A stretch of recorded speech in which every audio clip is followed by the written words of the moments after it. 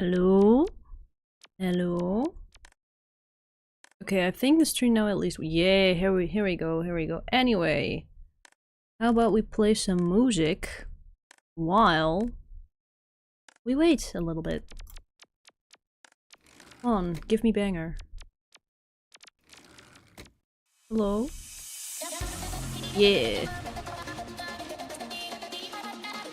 Ah, you know, a jump scare. Hello, hello! I got scared. I suddenly heard a voice. Hello. Ah. Ah. Be scared of me.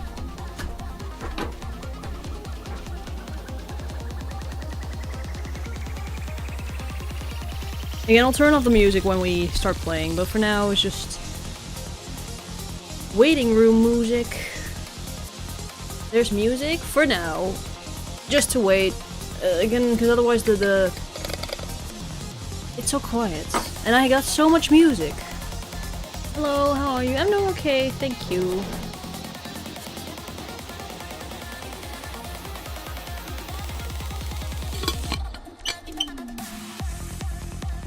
We got some banger music.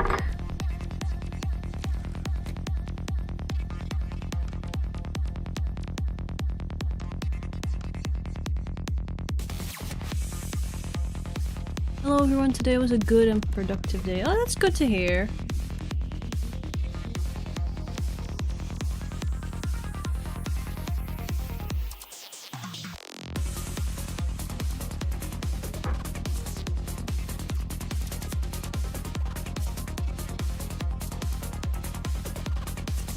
I mean, you can play this music in Virtual C. Again, I have a lot of like electronic, like EDM music in my playlist, so. But I also have a bunch of like chill music. Hello, Eurobeaters. I mean, to be fair, this is not Eurobeat. I think this is technically, I think, Psytrance probably that it belongs to. Eurobeat is also very plentiful in my playlist.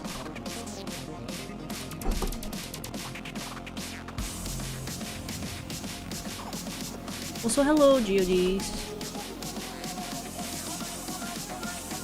Yeah, trans beater isn't that funny. Yeah, fair, fair. Yeah, you usually like EDM, right? Yeah, I do, but it kind of depends on the genre. Like, I'm not very big into like the very like the heavy EDM genres, as in like hardcore and all the insert core genres. That's not my thing. I drew Uro at school today out of boredom. Oh, nice.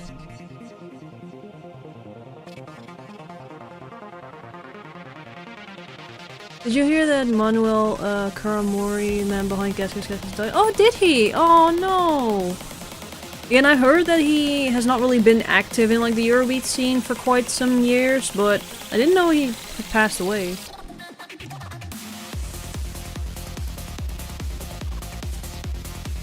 I recommend you listen to Afro House music. It's kind of like tribal dance music. Oh, cool!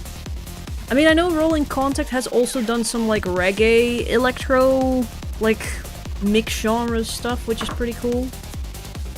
Aww. Yeah, that's sad to hear.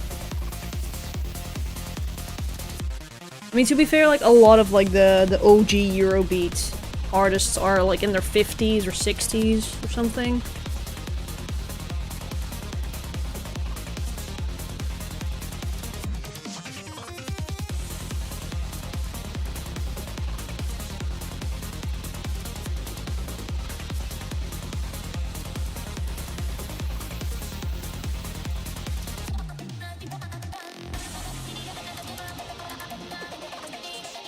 Do people in Netherlands like reggae music? Ah, I know my mom really likes it. She thinks it's very chill and nice to listen to. And I think generally it's always seen as just a very like laid back type music.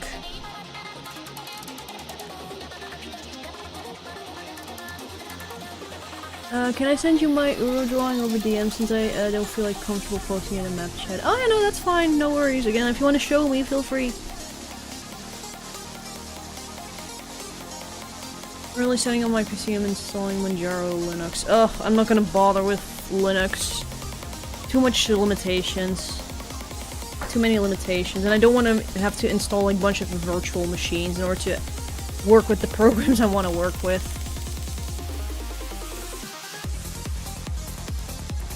And it's usually associated with weed, and I know it's legal in those. Yeah, true. I mean, to be fair, like the EDM scene, like in the Netherlands, is also very, very big. So we've got a lot of very, like, I think like we have a fair amount of like famous DJs that originate from the Netherlands.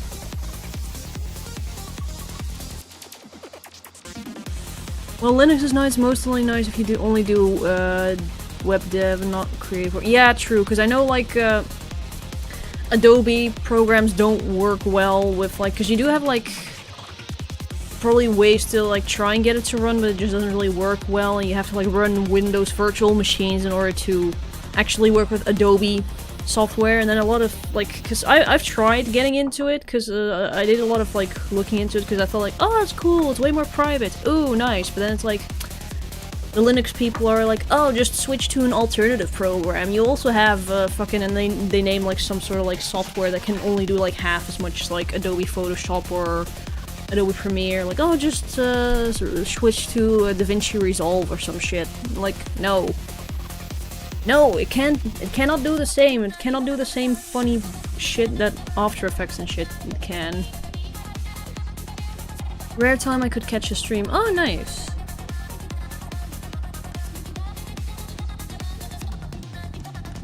Yeah, when you've learned toolkits like Adobe Suite, I think it's hard to change. I think it's also just that there is literally not really a proper alternative, and like the alternatives that are available probably will require a lot more energy and hoops and whatever in order to get the same result that you could with just the Adobe Suite. Simply because like a lot of the functionalities in the Adobe Suite programs, like in either in Photoshop or Premiere or After Effects, they all are like patented by Adobe, so no other programs are allowed to copy those functionalities. So yeah, that's why you don't really have proper alternatives out there.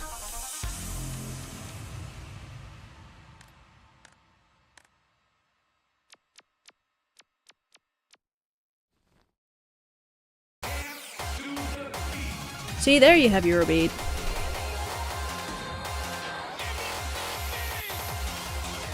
A lot of games don't have Linux support, so Linux kind of sucks for stuff like gaming and shit unless you use emulators such as Wine or whatever. Yeah, true. And apparently it is getting better, like there is getting more Linux support for games and shit, but yeah.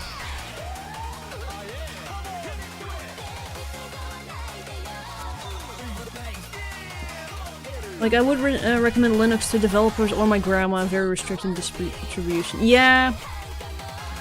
Oh god, I was looking into one particular distribution and I felt like, oh, that one looks so nice, looks so cool, because it looked very similar to Windows and whatever. But yeah, like, literally if you just use a computer to, like, write documents or, like, save photos to it, or just browse Google or whatever, then I guess Linux would work for that, or indeed if you only do like web development stuff, but beyond that, eh.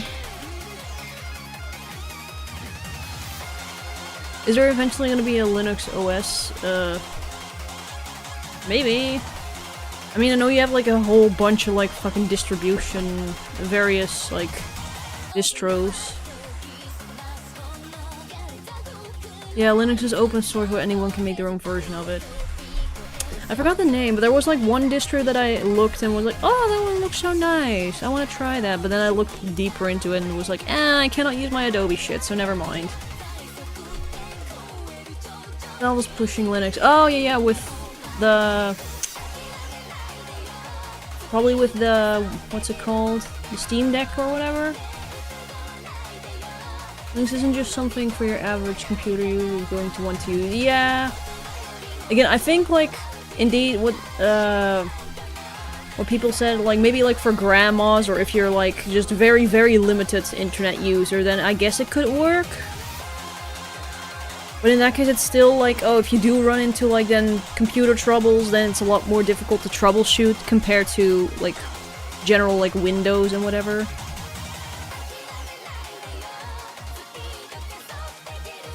Do you dislike Windows use? Not particularly, but I was just, I had like a phase where I was really into like, oh, I want to get everything as much privacy as possible, because like, oh, privacy, I don't want people to be spying on my data and shit, and I just looked into a bunch of that stuff.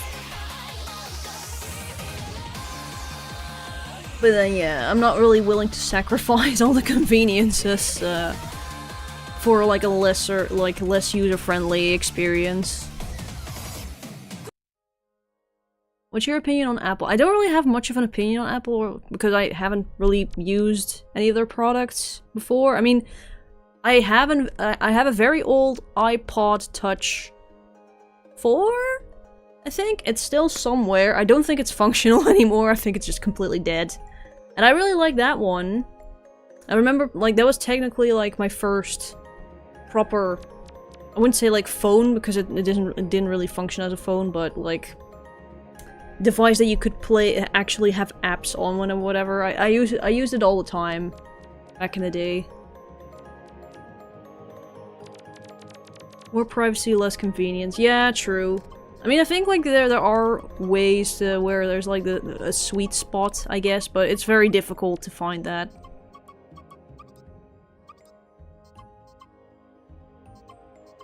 You don't want to see my data. Again, for me, it's just like I don't like my data being sold to like being harvested and then being sold to other companies or whatever, but ugh.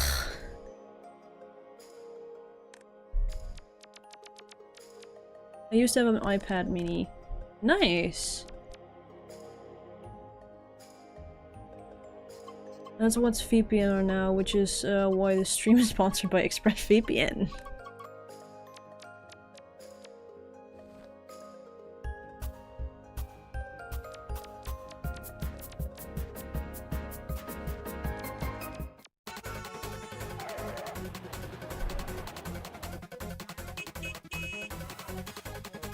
I have way too many Eurobeat.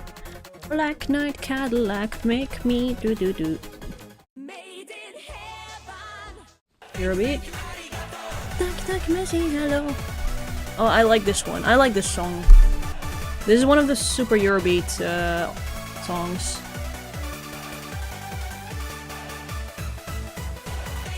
Arigato, thank you, merci, hello. Thank you, I got back as soon as I can. Thank you, arigato. Thank you, people, you got my heart. Thank you for now and for everyone there.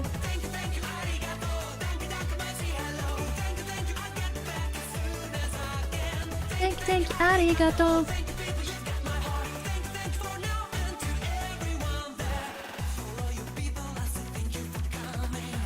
For all the people, just thank you, arigato.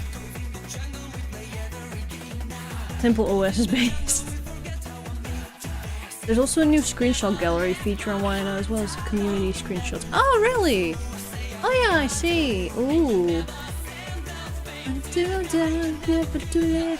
No, you're never gonna. Thank you, arigato. Thank you, Messi, hello. As soon as I can. Thank you, arigato. Thank you, people, you got my heart. Thank you for now and to everyone there. Anyway, hello.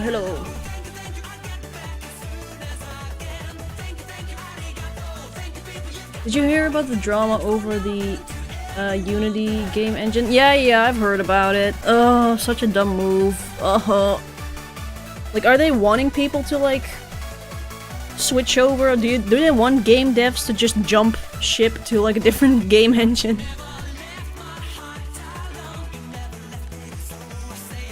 Oh, so stupid. Also, after this song's over, we'll start.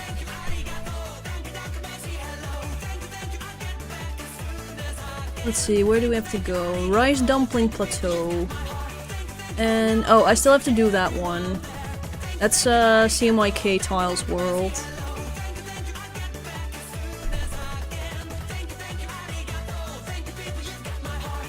Thank for now and to everyone there.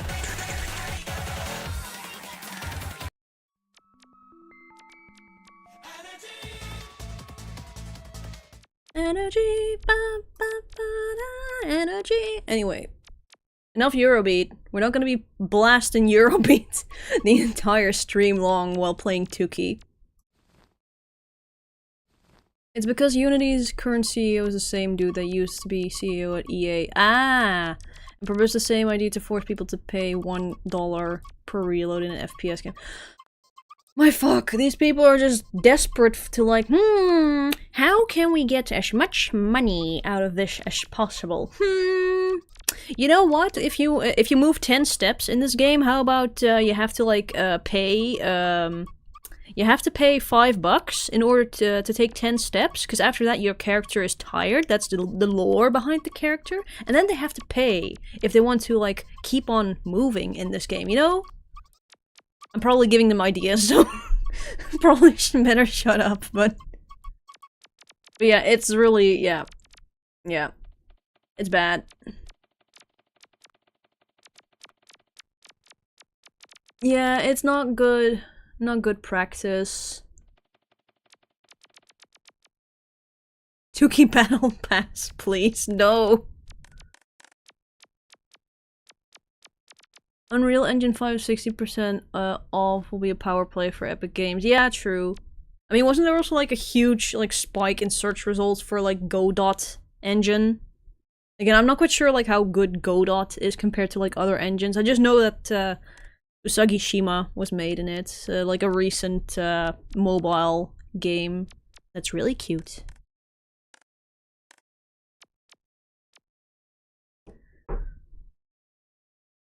By the way, I pretty much live under a fucking rock. Can someone elaborate what happened with Unity? They basically started charging, like they are starting to implement some sort of new policy where, oh no, I got this. No. Everybody gone, no.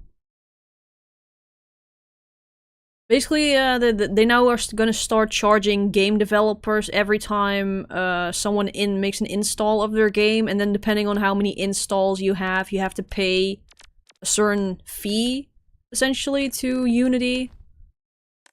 For, I guess just for using their engine or some shit.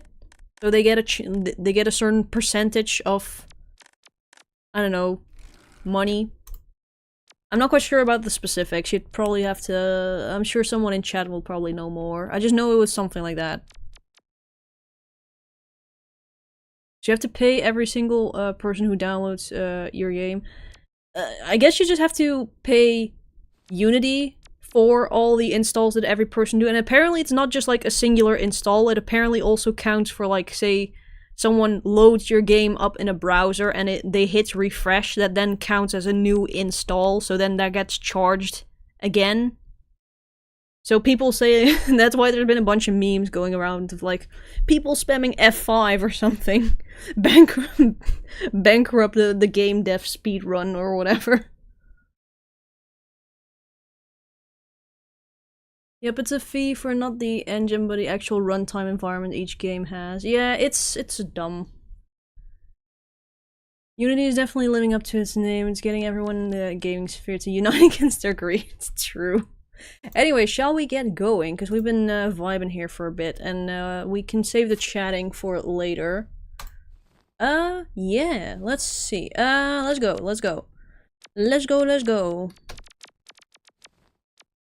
Biggest issue is how Unity has destroyed their goodwill, even if they backtrack. Yeah, true. It basically just goes to show, like, hey, we're willing to do a bunch of scummy practices if it means we can get more money. Cool. Anyway, where do we have to go? We have to go... Not that one. We're gonna do Rice Dumpling Plateau. Where's that? Hey, Nanimanai's here. Hey, we're gonna go to Rice. Hey, Nanimanai's here. Hey, we're gonna go to Rice. Dump. Oh shit. Who the f- Why am I hearing myself?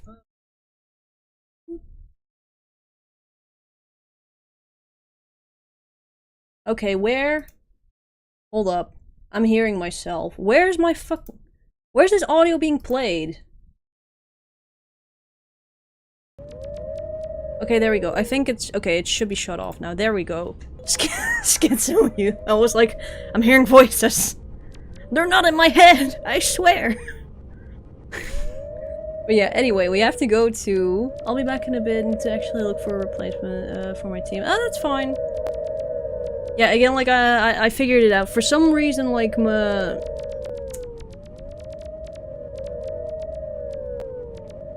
For some reason, my stream just popped up.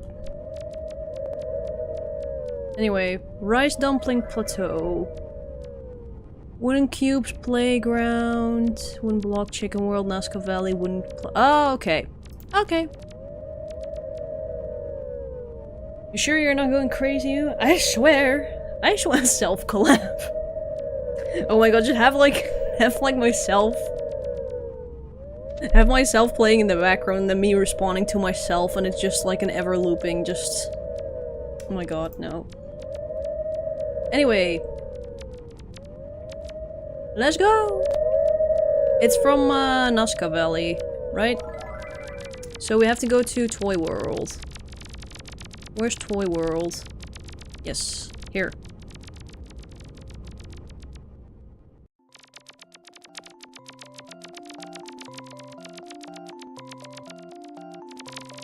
Oh, by the way, just letting people know, I will be doing a Tuki VC stream, in a couple days. Like on Saturday, I'll be doing like a voice chat Tuki stream on my Discord server in case people are interested.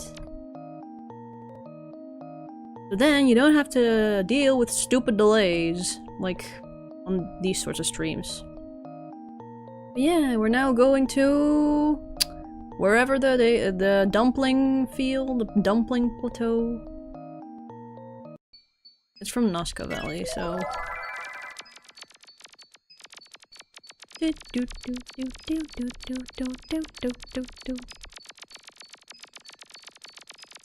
Chicken.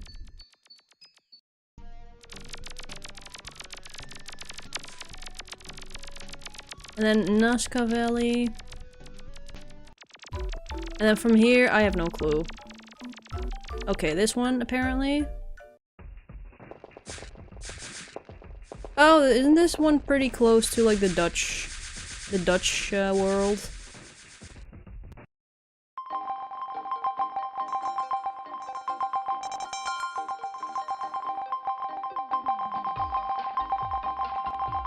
Chicken World is great. Yeah, Chicken World looks just... It screams Tuki, or like Yume, or just like the what the fuck vibes. I remember when I first visited that world, I instantly had to take a screenshot, cause a friend of mine, IRL, she really likes chickens, so I was like, oh my god, she has to see this world.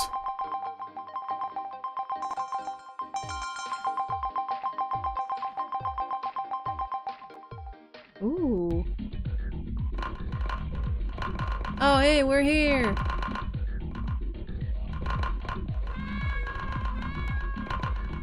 I got blocked by a fucking NPC. Also, I have to fucking... Ugh. Give me experience. There we go. I came late, I'm on the Nexus. Oh, okay, again, like, we'll be going back to the Nexus in a bit, and then we're gonna go to the vending machine.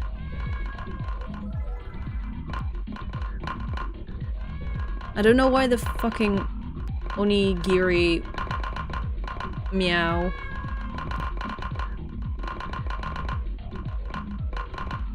Oh, they should have made that into a bench. This is a really ideal bench. Are those two Ura getting married? Nah, it's just a little raincoat. Hi.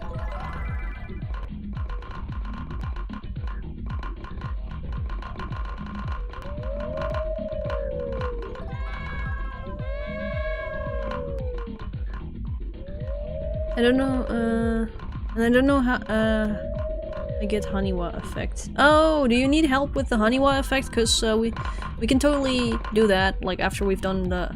Holy shit, you can't meow? No, that's the onigiri. The onigiri are, for whatever reason, meowing.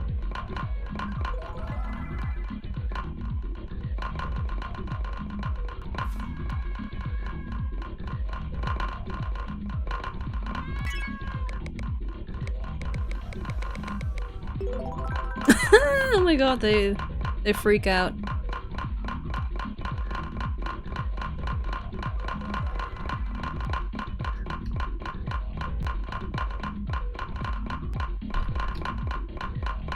I'm gonna try and see if I can actually catch one. Ah! Oh, they're so fast. Gotta trap them in the corner. What did you do? Why are they scared? Because I'm holding a chainsaw.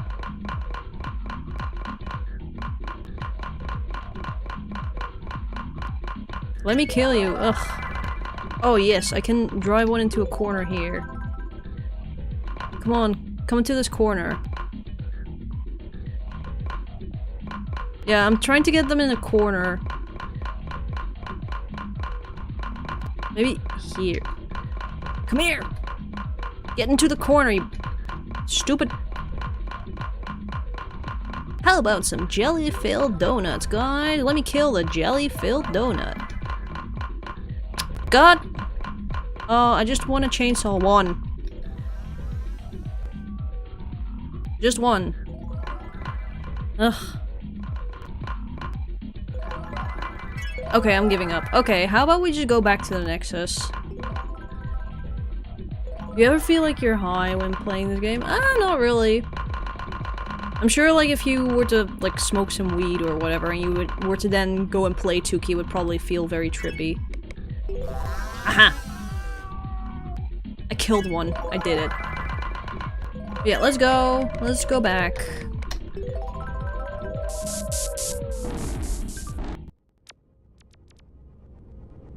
Okay. Let's see, we need to go to no, not RGB tile world. It's CMYK tile world. I just forgot how to get there. Is it not possible to chainsaw them? It is, but again, like, they just run away really quickly. Rib jelly donuts.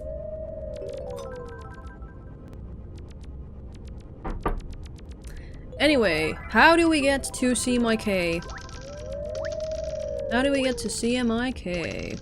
There are many routes, I don't know which one everyone has. I don't know, which shortcuts do we need? Because, in that case we can just see, if people have them all, so that we can know if we can maybe take the shortest route. Oh god, we have another Uro line. I lost my bomb and wolf effect. Again, right now, I'd say LSD Dream Emulator fits more into that feeling than Yume and its Fang project. Yeah, true, like, LSD Dream Emulator is just really, really trippy. Dream Park Underground Passage. It's the best shortcut. Sugar Road is an option. Okay. Okay, does everyone have the twin tail effect?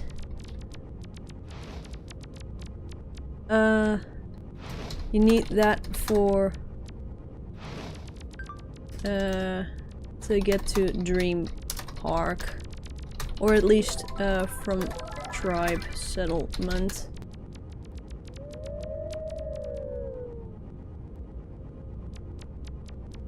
Where's the unanimous wooing? I mean, we're currently just, seeing, like, which route we shall take to the vending machine.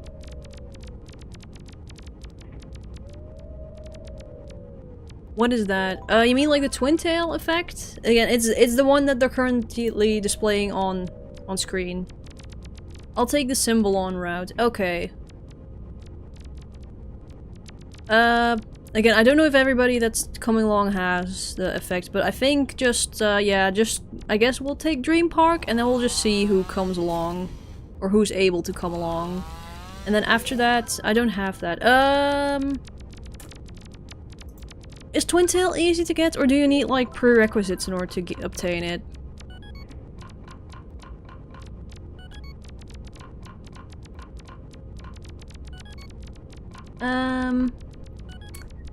Did Twin Tail take long to obtain? I know you have to get to, you need to get to Deciding Street, but... Oh, you know what? You also need the fucking phone effect in order to obtain it. Doi. Or was that? Yeah. Yeah, no, that's Twin Tail. Yeah, you have to get... You need the phone effect. Do people have the phone? Yeah, you need phone. Okay. Do people have phone? Does everybody have phone? Because otherwise we can quickly go grab phone and Twin Tail and then we can just go through Dream Park. How about that?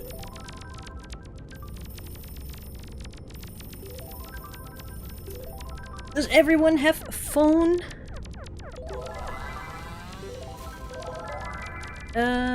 Everyone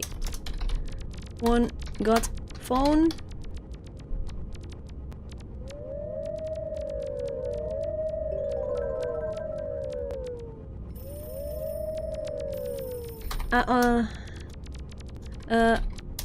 Alrighty, in that case, I'd say let's, first go get, phone, then Twin Tail, then we can, go to Dream Park and do the VM.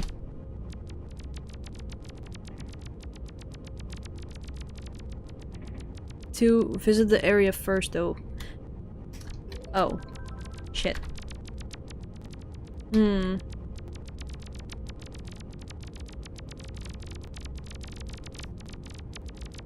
Okay,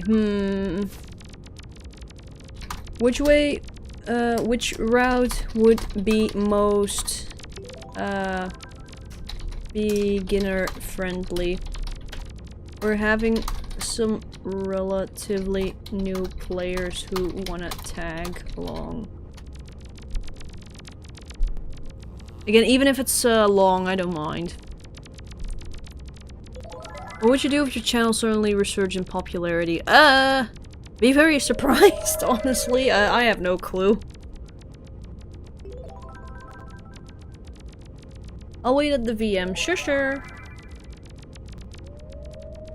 Again, it would be fun if my channel got another, like, boost or boom or whatever, but I personally don't really see that happening.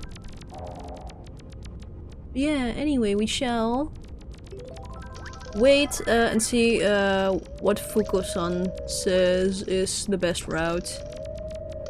Because we're having some... I guess through Polluted Swamp we only need chainsaw. Okay. Oh, okay. Let's do that. We're gonna go to the VM. Does everyone have chainsaw?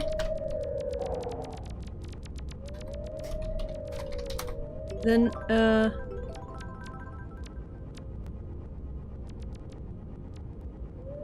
cause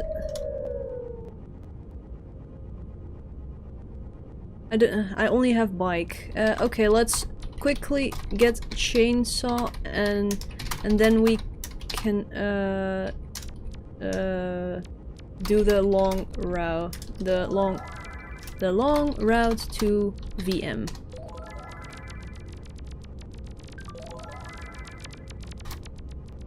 Oh, Natto.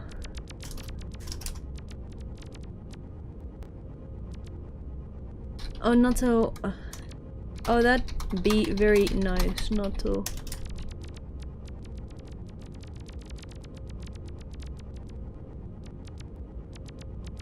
Yeah, in that case, how would I pronounce your name? Blursh?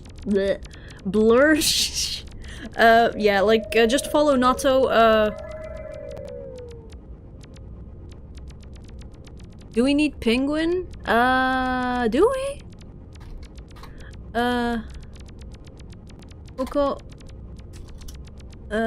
Fuko said we only need chainsaw for the polluted swamp route to CMYK Tiles World.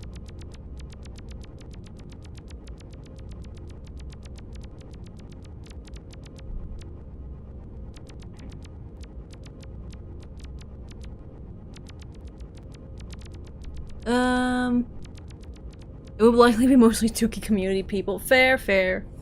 Because I do a lot of Tuki. Long route? I mean, as in not,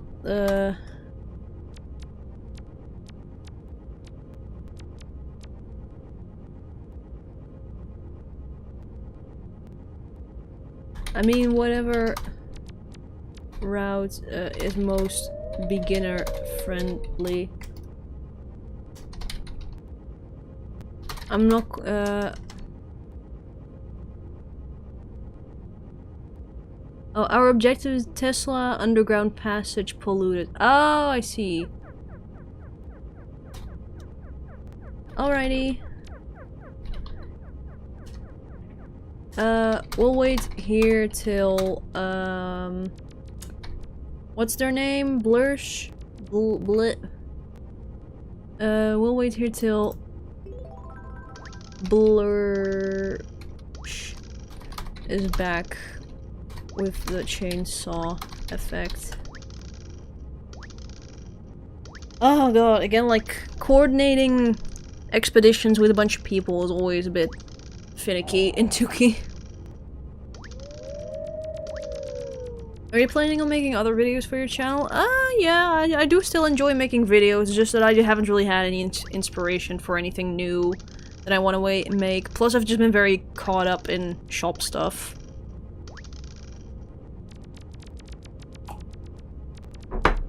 And again, I have made a video fairly recently, it's just that a lot of people probably just didn't see it because they assumed it was another live stream.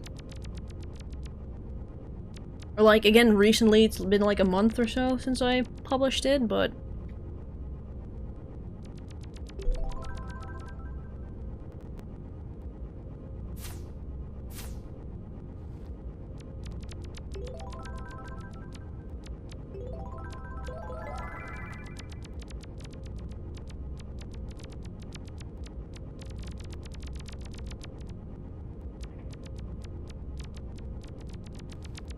.2k views when I last saw it. Again, I at least hope that people noticed that it was an actual upload and it wasn't just another live stream.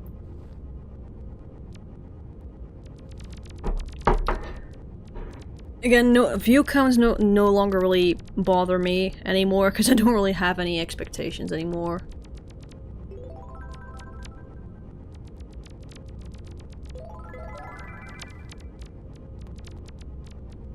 But yeah, let's just wait till Blursh is back. Sorry for taking so long. Ah, it's okay. No worries. But I got Blursh the chainsaw. Oh, nice.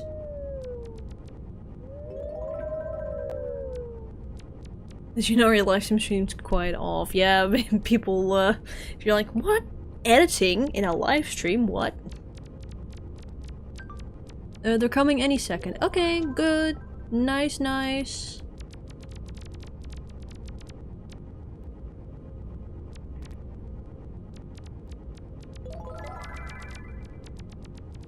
I like that title, Winds Howling, Rose Howling. I mean, the Tuki online experience really is just a wooing. Everybody a wooing. Oh, okay, yay, you have it. Yay, you have it, you have it. Nice, nice. Okay, now. Where do we go? Chat and map or party in-game? I personally don't really mind because it'll pop up on screen anyway, so I will still see it. But I think most people are talking in map chat. Anyway, where do we go? Where do we go? Where do we go? Where do we go? Fuko-san, show the way.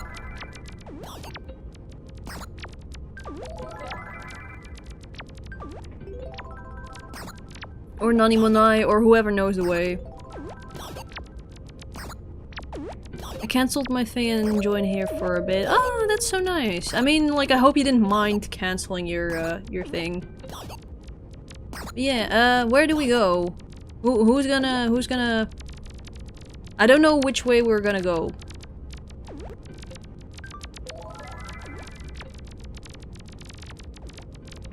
Where do we go?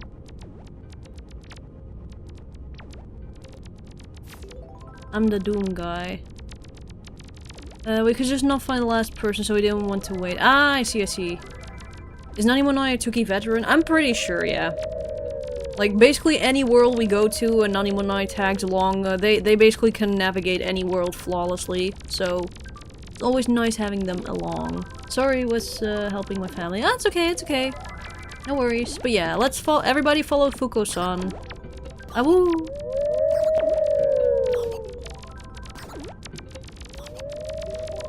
Everybody, yeah. Come to the white egg, the blue egg blob thing. This one.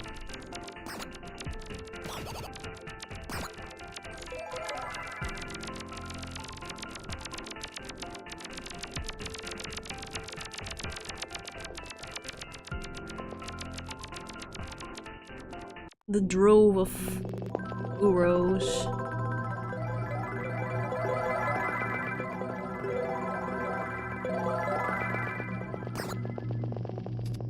Which way? This way? Okay. This door. I wonder how many people can actually we managed to oh guys, guys. Guys! Come back! Come back up! Everybody back up! Who are we following? Fuko.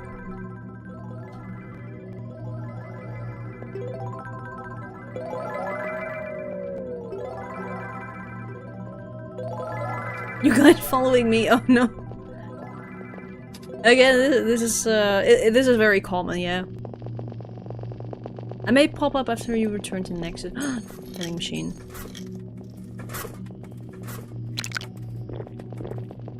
I don't have money. Oh. Again, if you want, we can also help you with money. Because there is a place where you can very, very easily get some fat stacks.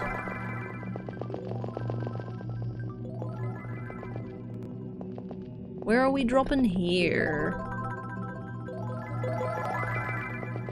What I get from vending machines? You can basically get food and drinks and whatever, and each world also often has like unique food items and stuff like that, and there's also a world in Tuki called the Snack Gallery where you can basically catalog all of the food items you've ever taken from vending machines, which is pretty cool, like another little collectible thing to do.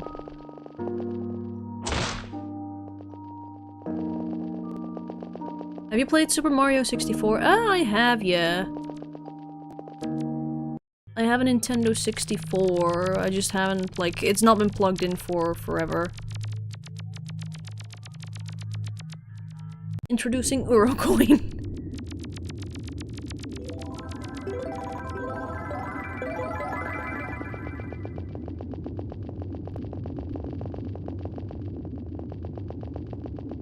Okay, let's go. Again, very weird door sound effect. Do not tilt the cartridge. Yeah, in that case you might get some visual funky glitches. Oh, yeah, now you're here. I know this place.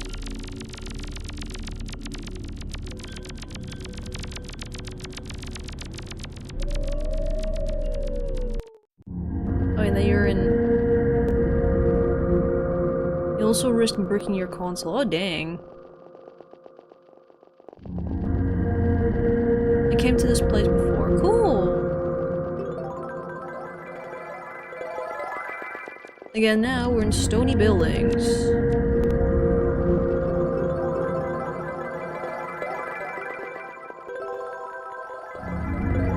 Again, I don't know if we're heading through, like, Sugar Road or something. Oh yeah, I guess we are. In that case...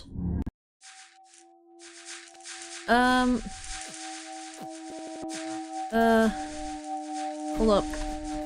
Maybe, navigate to the phone booth first for people that don't have the shortcut.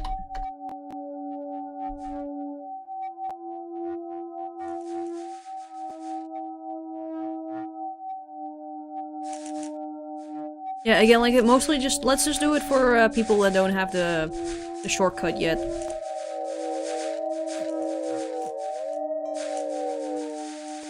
How many areas are there? From Sugar Road? Again, from Sugar Road, I think you can literally go to, like, 10 different worlds.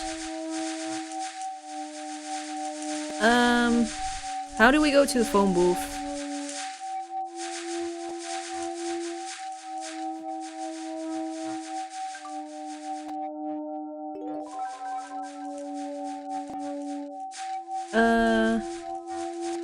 Go to the phone, okay.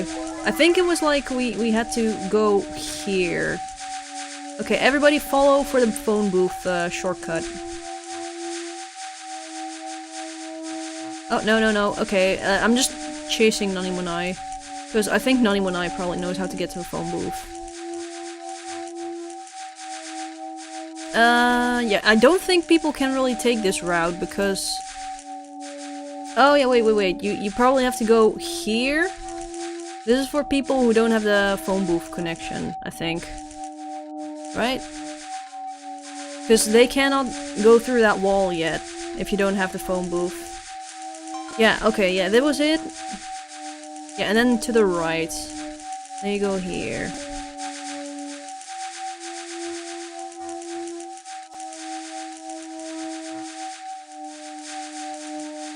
And then you go up there, yeah.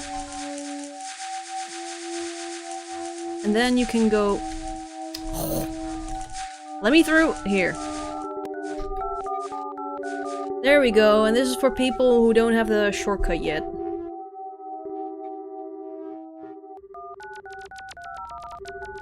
Ta-da!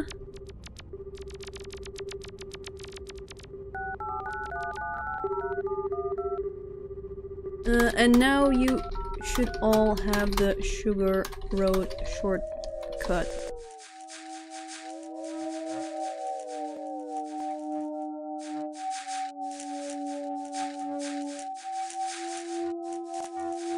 Yay! Can I get a mask? Sure, if you want. What's this game and how do I play it? You can play it online. You don't need to install anything. I will link, again, like, I will link a link to the game in chat in a bit, unless somebody else can maybe do it, but you can just play it, like, in a web browser, and you don't need to install anything. We're going to the master shop then? Sure.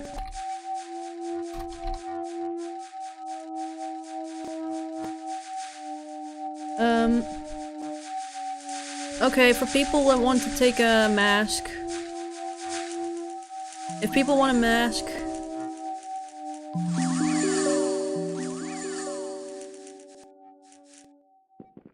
Again, I might as well also get one. I just hope people don't die here. Don't talk to the person with your bike equipped, by the way.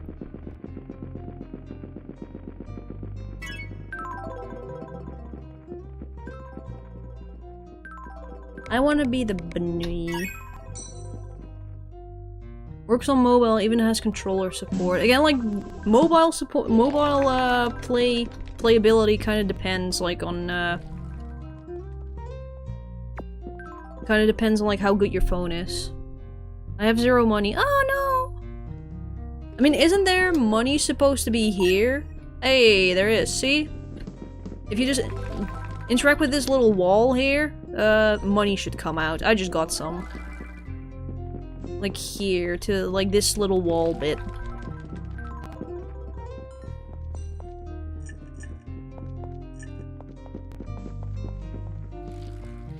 What happens when you talk to the person with the bike? Then you get turned into the bike, and because the bike is like an inanimate object, you basically suffocate and you wake up. Basically, if you talk to that thing with an effect equipped, it'll turn you into the NPC or object that you got the effect from. But if you just interact like without any effect, then you can choose what you want to be turned into. Wait, I just realized. Oh.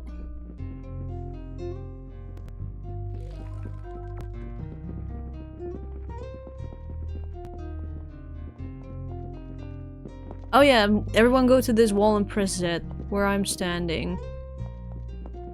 Oh yeah, that indeed gives you money. Again, I already just got my money there, but... Maybe then, maybe Blursh... Oh no, wait, Blursh already has... Nice. Does that mean I'll turn into a level crossing sign if I have the crossing effect equipped? I think so, yeah. But yeah, cool. I get money, yay.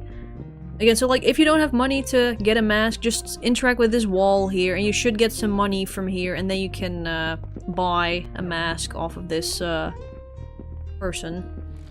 Just know that the mask gets unequipped once you equip an effect. Anyway, shall we go? Other projects locked for now. Oh yeah, I think there's probably like certain unlocking conditions to really get them all. I am the Benui.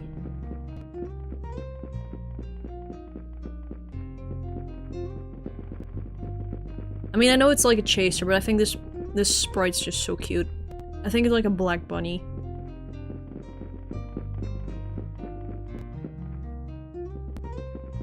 And I know we probably have to like equip the chainsaw at some point, but whatever.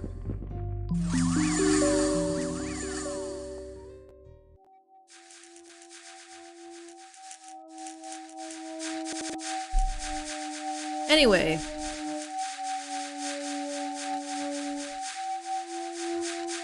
Now, follow Fukusan. Follow the traffic obstruction. The traffic sign.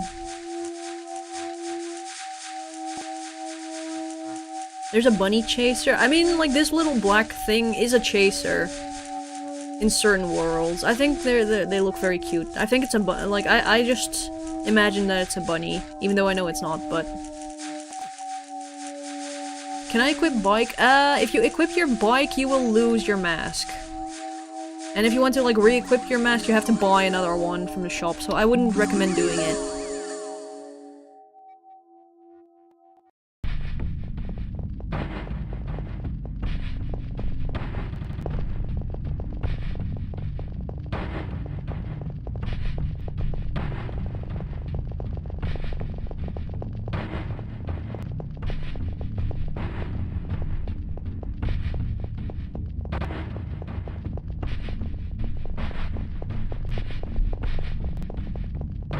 I swear we were with a lot more people earlier.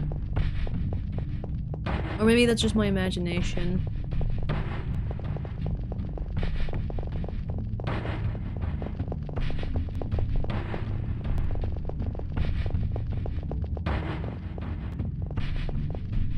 Oh, it's here. There were more people, yeah. Oh, yeah. Oh no, I'm no longer a black Benui. Oh. Yes. Survival of the fittest again. This usually happens. Again, don't worry, you'll get- I think you get your sprite back when you get back on land.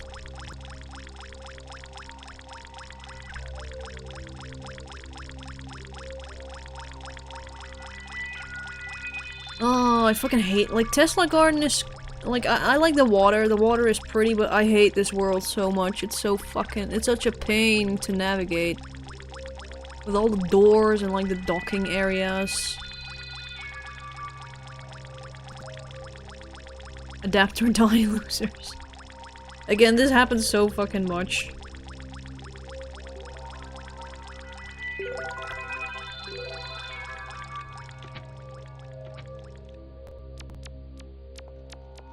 And the piss droplets.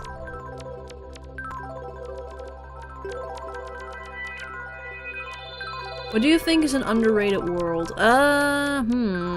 Good question, because usually the worlds that I find pretty, they're already very well known and very, like, appreciated. I mean, I really like Gemstone Cave, it's very pretty. I love it with all the blooming effects. Even though, like, it's not very big. I do really like it, and I also really like,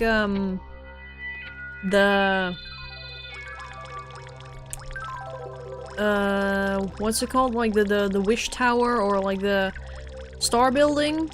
Star Building in, Constellation World, I also think that's super, super pretty. I think Tesla Garden is just collectively hated by everyone. Yeah. It's such a pain. Oh. this door. Where are y'all? Oh shit, we lost Nato. Fuck. We're somewhere. Oh. We're at the snake. We see snake. Snake.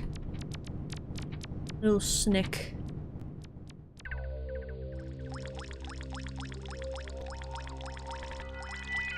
Again, I don't know where Nato currently is. We are somewhere on the map.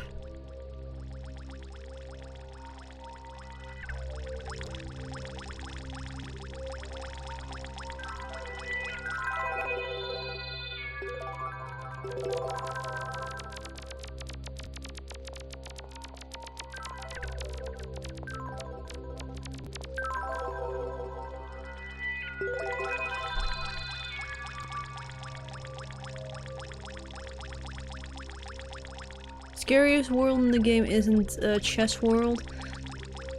Again, I think Chess World is one of the more like disturbing background music, but Chess World itself doesn't really look creepy or anything. It's just like the background music is just so off-putting.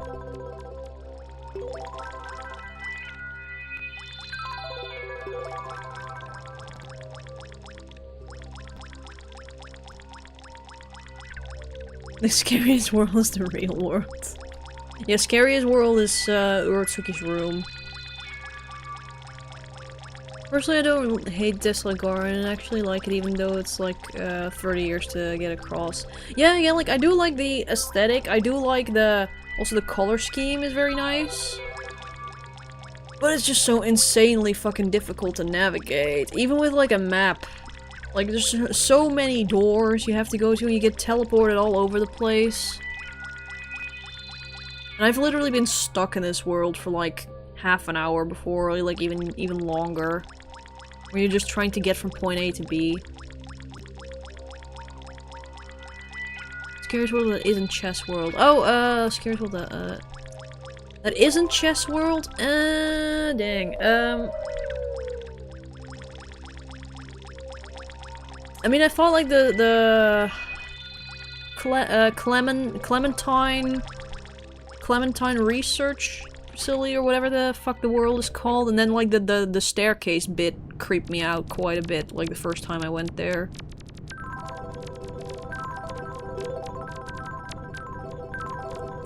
Or Clementine Laboratory. I don't know. I forgot what the name was. Oh, where do we go?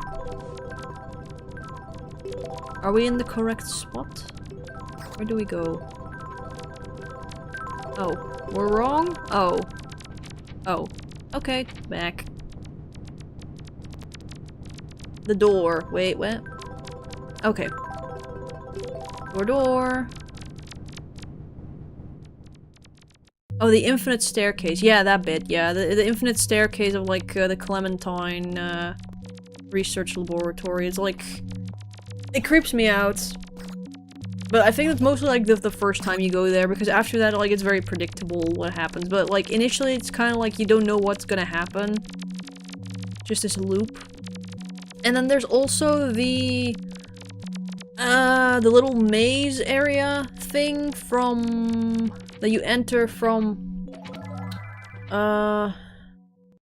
was it from Bleeding Mushroom? Bleeding Mushroom whatever world? I forgot what it was called. But it's some sort of like maze thing, and like the background track is just very creepy, and then it's dark atmosphere. We can get the Chaos Exhibition shortcut now that we're here. Oh yeah, that will be cool. That'd be nice for people that don't have it.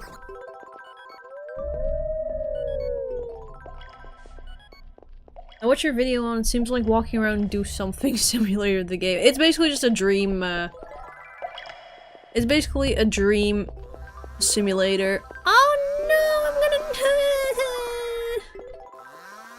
gonna... Rip bunny. Ripperoni. Sad. Nanimunai, you'll have to. Or is Nanimunai staying behind? Insert the flute version of My Heart Will Go On.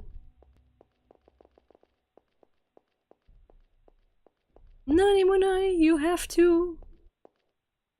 Or maybe Nanimuna is, I don't know if we have to go through here.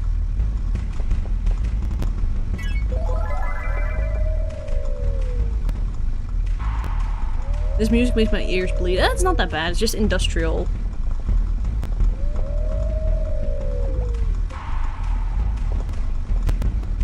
We need to go back. Bitch, I had to give up my mask for nothing. We only came here for the shortcut. Well, dang, now I lost my mask! That's why Nanimuna stayed behind. Smart. Smart. Now I lost my precious bunny mask.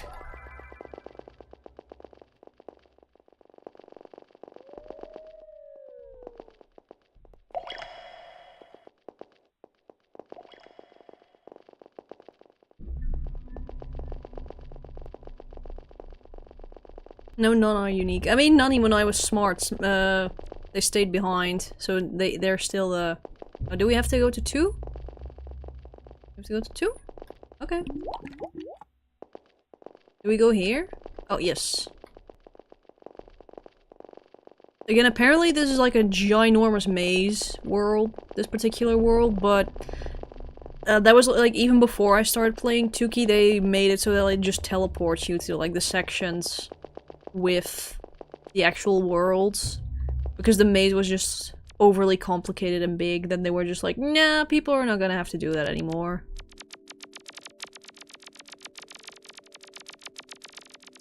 Nanimuna! Okay, Nanimuna has also given up, the whale, the walrus form.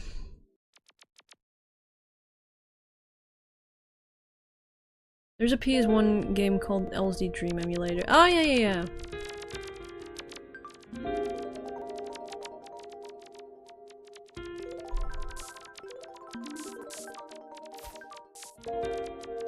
And now.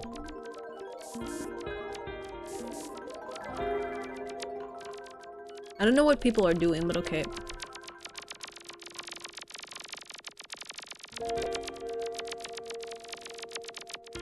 The real world is so scared that Ur won't even leave her room. Yeah, exactly. Oh, polluted swamp. This world is so ugh. Takes so long to get all the way to the bottom.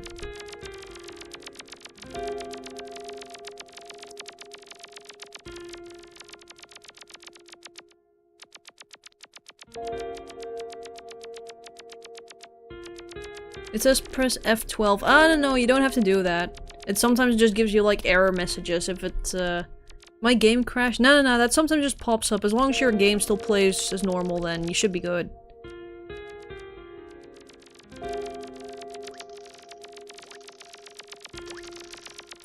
Zoom.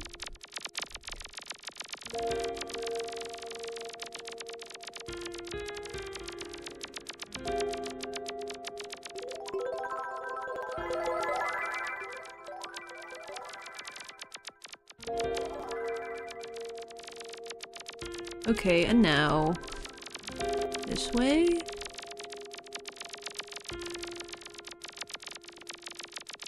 Again, I just noticed, like, if you enter polluted swamp from this route, you don't have the purple, like, haze thingy across your screen.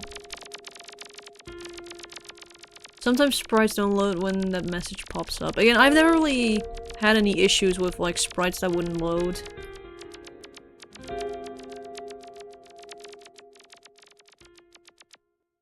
You have to go here? Yes.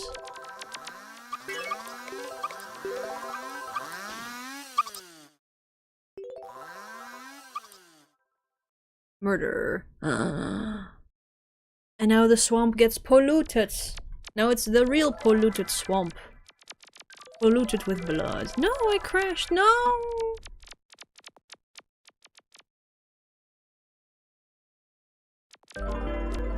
Yeah, now you have like the purple thingy going on.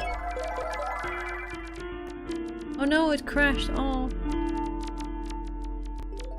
Should we wait? Oh dang, did multiple people get a crash? Should we wait? Yeah, how about we just wait?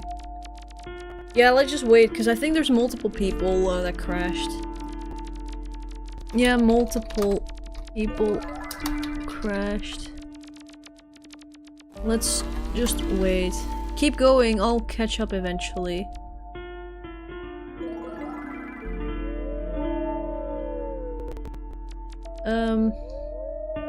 It's fairly easy for them to get back to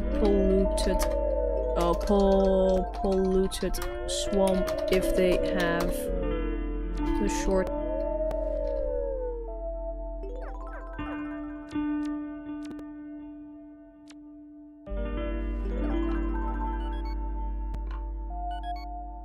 I tried joining a while, but then the server seems to have a bunch of issues again. That's weird. Again, I don't know why it keeps being annoying for you, because the server's never really had any issues for me. Outside of, like, occasionally doing, like, the, connecting bullshit. Traverse in single player, that seems to only prevent crashes. How do I play the offline version of the game? I also know it's in the... has a 2 instead of... and so maybe it's a sequel? Yeah, and Yume Tuki is essentially a fan-made sequel to Yume Nikki. It could be a browser version thing? Maybe? Maybe. Yeah, again, like oh wait, the site has been up. Reload the game to get the newest changes. No, I don't want to. Yeah, Tuki is an in-joke, 2 is in Japanese is ni. Yeah, so like in Japanese you technically would still say like Yume Nikki, but...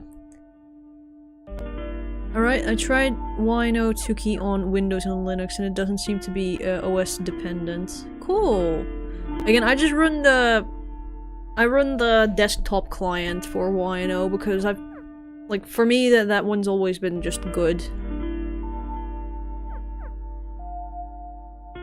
Yeah, if you click on the Wi-Fi icon on the top left, you can like toggle between like on and offline mode, like toggle single player.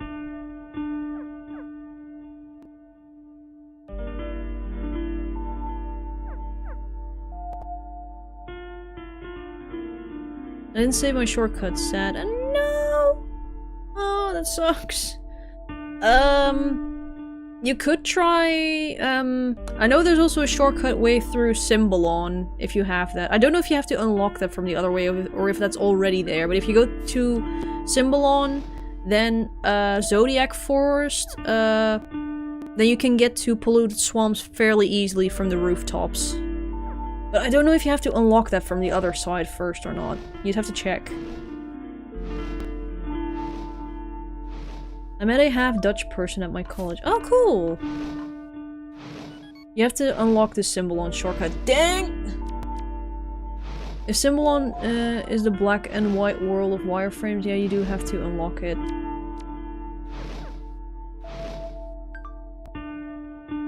Oh yeah, Doi. Never mind. Sorry. I'm still... I meant like... You go through Zodiac Forest, and through Zodiac Forest you can go to... Yes, to Symbolon. I'm still like my brain is still annoyed with it because like Toy World used to lead directly to Symbolon through like the little cake bench thingy, the vending machine with the cake effect and all that stuff. That used to lead to Symbolon directly, but they now made that into Zodiac Forest, which then is like a mini hub that goes to different sort of worlds.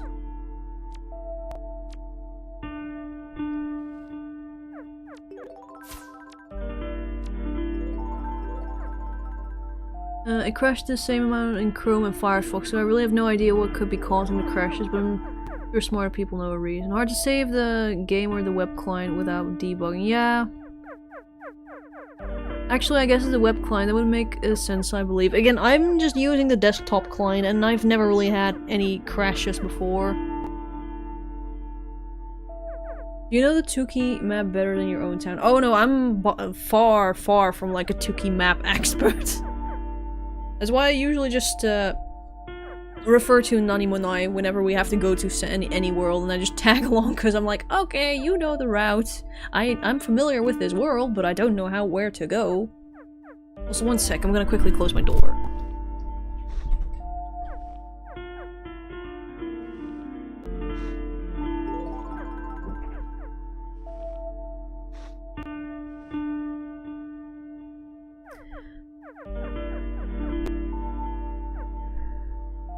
Anyway, are we wanting to continue? Because, like, it would take a fair while for...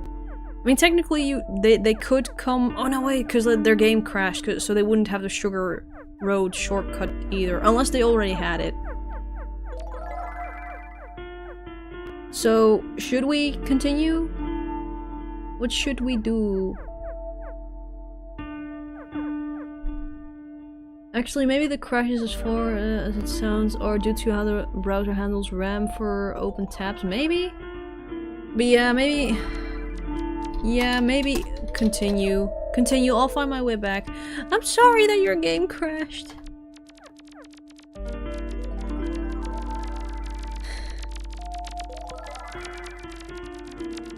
I'm sorry. We lost another man. We lost another soldier during treacherous. See, this is what I mean. You leave the Nexus with 20 people or whatever, and then like halfway through you're left with like 10. Or even less.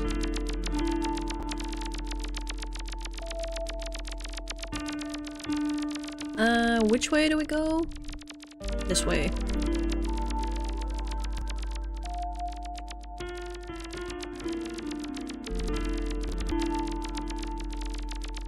Literally journey over Atlantic. Again, holy I always feel bad if people get left behind or like they get stuck. Maybe designate a spot to regroup at. It's a little bit difficult because like Polluted Swamp is just a bit difficult to get to if you don't have any of the shortcuts unlocked. So I don't know if there's any way to get to any of the other spots. Wait, where do we go? Oops, this way.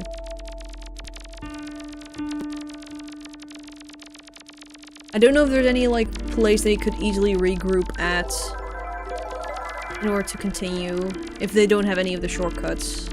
That's like also why we took like this particular route, because there probably was like a shorter one we could have taken, but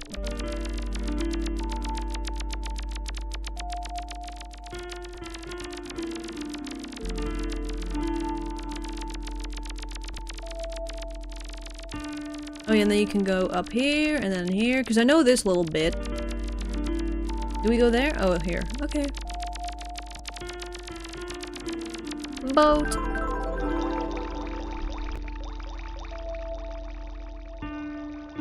I have a cute little boat. Wait, I was here before with my friends. Oh, nice.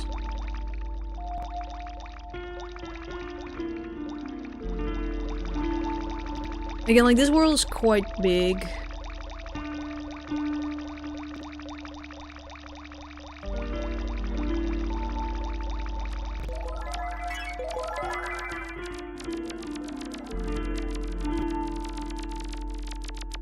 Zoom. And another boat.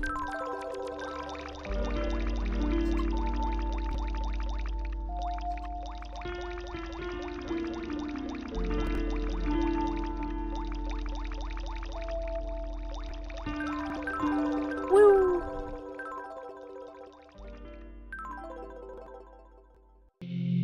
And now we're at the rooftops.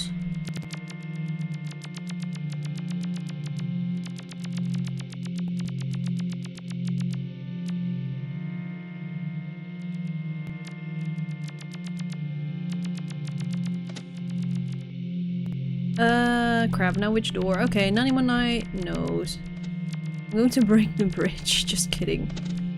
Nah, no worries, I don't think you can fall from the rope. Okay, this.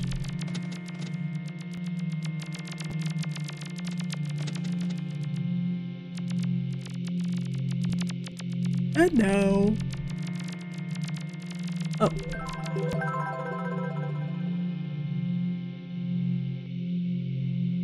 Oh, wrong way. Or good way, yes. Proper way, good way, yes. Yes.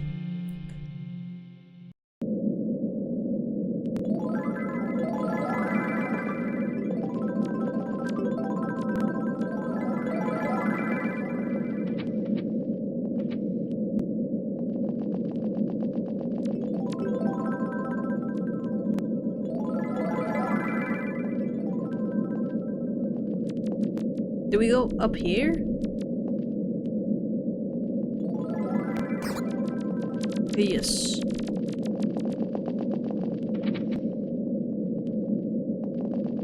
Oh, I think I know where we're going.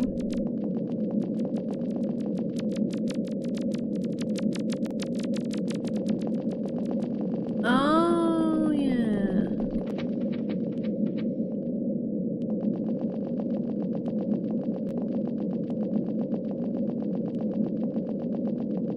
Dang, I forgot that, like, CMYK Tiles World is this deep.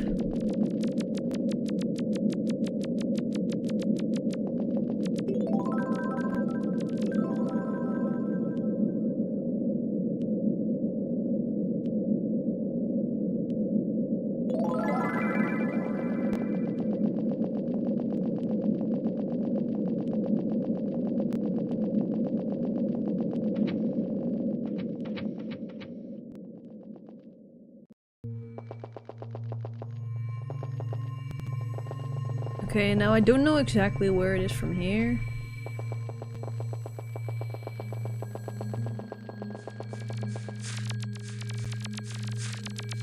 Yeah, I think this world only loops, like, vertically. Oh, it's this little house. And then we're back here. Woo!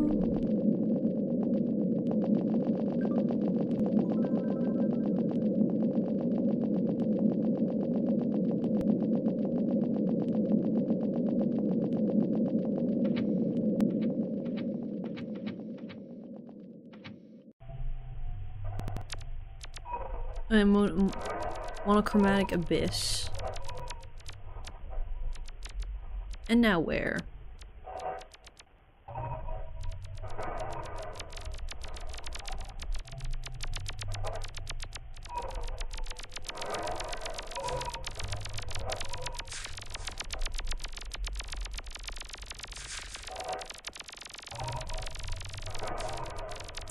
Whoa. Again, dang, I hadn't realized that the vending machine would be this long of a way.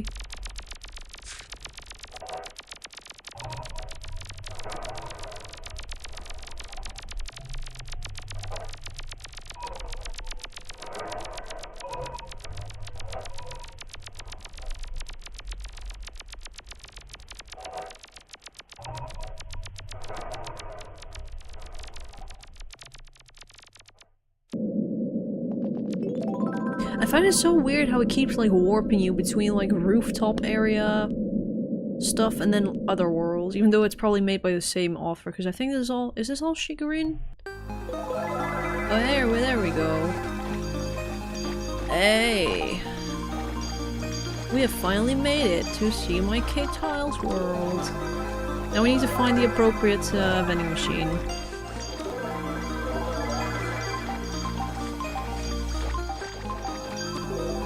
Hamburger. Hamburger.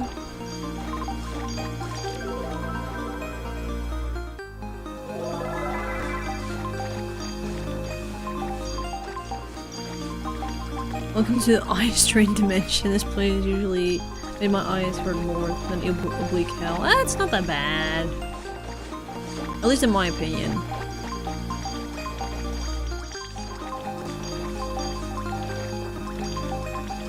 I mean, at the very least I appreciate that you can at least see where the path is because of like the darkened tiles that you can't bike on.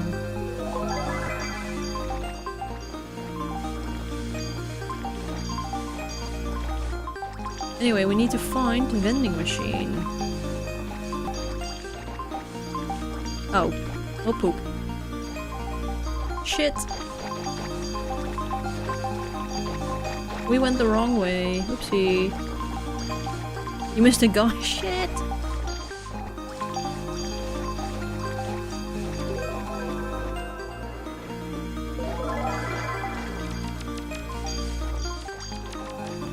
Oh, there it is! Yay! Yay! Only 4 experience for that whole trip. Rip off. Getting a bit tired. That's fair, that's fair.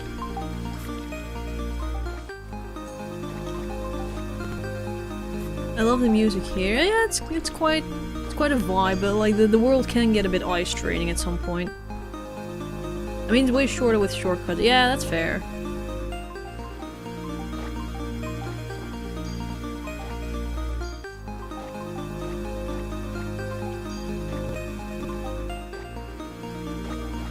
Anyway, do you guys want to go vibe in some world, or do you guys still want to explore some more? This world becomes black and white if you use the dollar store Slenderman effect. Oh, the marginal effect. Oh, it's kind of like dull. I'm down to vibe. I vote rainy. No, I want to go somewhere that's easy for people to get to. Probably best we go some... Oh wait, no, it actually does go black and white. That's cool. That's fairly easy to get to.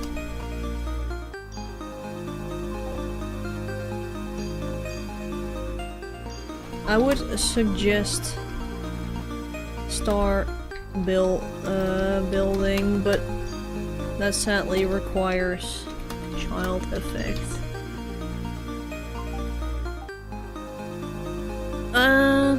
Is there any way to get to like a nice, cozy... Ooh, good one.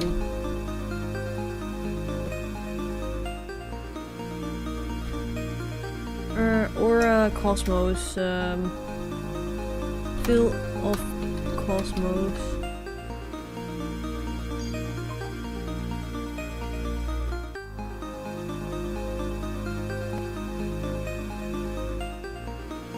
Celestial Night. Celestial Night is also nice, but isn't that like fairly deep?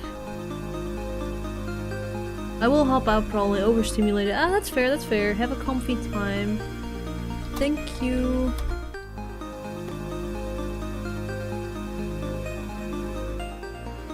Thank you. Hope you enjoyed it. Oh, and he's gone.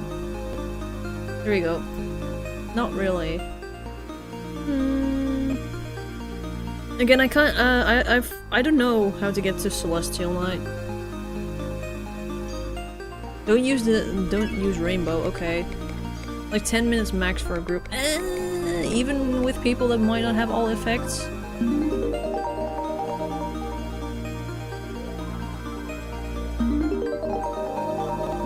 Doesn't seem to do anything. Thanks for the trip, have a nice night. Aw, yay! Hope you enjoyed the trip. Thank you for joining. Oh, it gets a little bit more saturated, I think. Yeah, anyway, how about we just go vibe somewhere? Boom. Boom, boom, boom, boom. I went pooping, how's it going? We're now back in the Nexus, and we're gonna go vibe somewhere. Again, I also like Gemstone Cave. Gemstone Cave is also nice. Or like the Savannah bit, like at the end, is also very nice. I'll be going, need some sleep. Night night. Bye, Foko-san.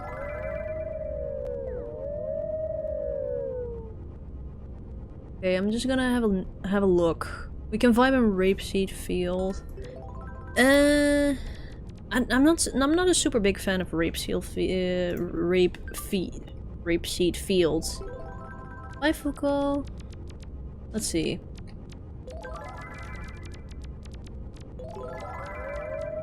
Where can I download the client from? If you search YNO desktop client, there should be like a GitHub link somewhere where you can find it.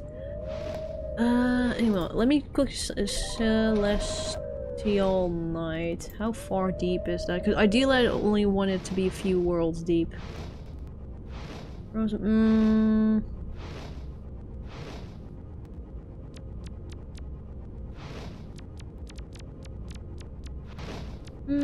Where to go, where to go?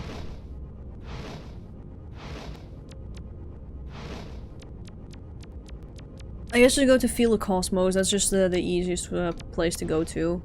That's a nice vibe. Let's go to Field of Cosmos to vibe. Because I can't be bothered to look up, like, intricately where to vibe.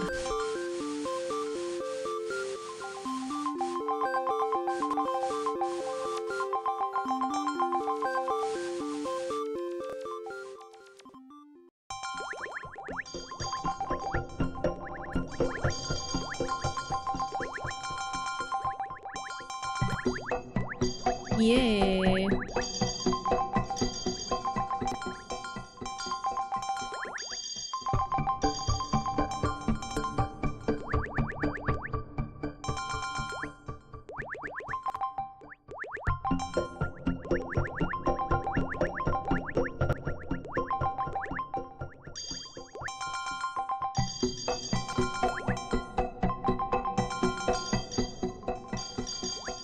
Wing.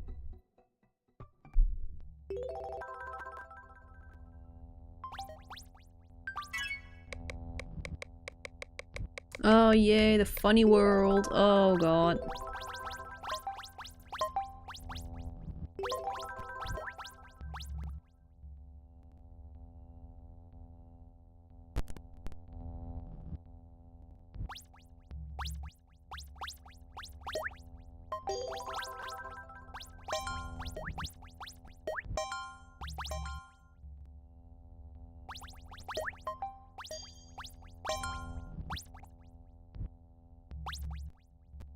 Oh shit. Hey. Yes. There we go. I didn't want to join because the lag makes it hard for me to follow despite having a powerful computer. Ah, I see. That is fine. I mean, like, if you want, you can come along. Because we're now just gonna go vibe and feel the cosmos. Which I think you've already been to before, so technically I think you should be able to navigate to it. And otherwise you can look it up on the Yume Tuki wiki. I'm gonna get the client. I mean, that might help you. Again, I think I also linked it in the Discord. Like, in my Discord server in the Yume Tuki channel, I think I pinned a comment with, like, where to get the desktop client. What is going on? This is supposed to happen. The game is supposed to glitch out. It's just a funny thingy.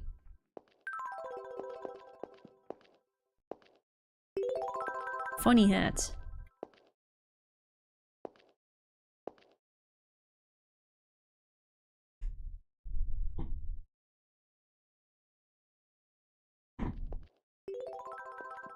Anyway, let's just wait till the rest is here too, if they manage to get to here.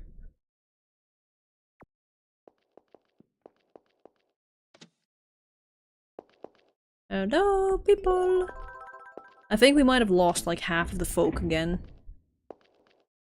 Perchance.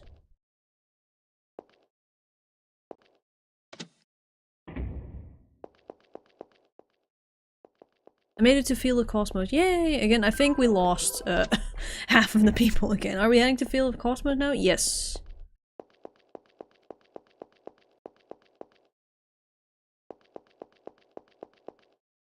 There's a 1 in 10 chance the game will uninstall your computer OS with the glitch part. Yes.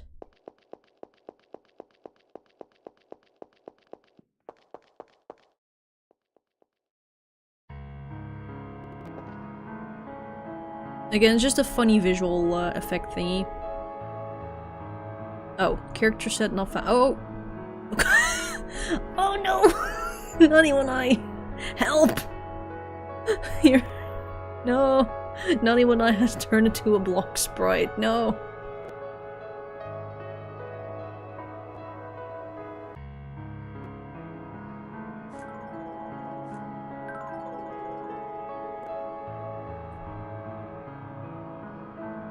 There's a chance the game will uninstall itself in the computer glitch part. No, that's just funny misinformation.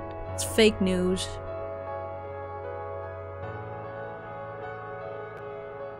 Not even when I turn it into a block. Yeah. I don't know, maybe it's just the game being an ass. How are they updating the desktop chat example? The website is updating certainly, but why are they updating the client? The client basically runs the web version, but inside just a localized thingy, I guess? It just runs basically the web version, but in just a local browser thing. I'm not quite sure how it works, but basically this is just the exact same version as the web version, except this doesn't run into a browser, but like in an independent instance, I guess.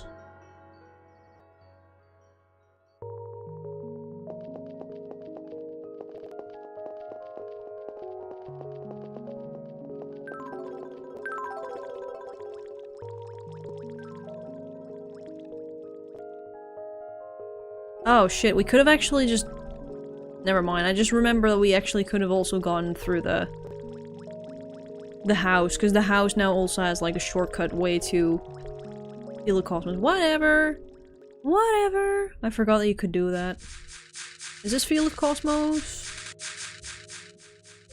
Is this song available in the sound room? Ah, yeah, pretty sure. Yay, we're here! Now let's find the bench. Screenshot? Sure, if you guys want. But there's also like a little house with a bench. Oh, the house with the nowhere shortcut only exists if you go from the- oh, the drowning event. Sure, sure. Yay! Again, if people want to take a screenshot, I'm not taking one because I already have plenty of screenshots of Field of Cosmos.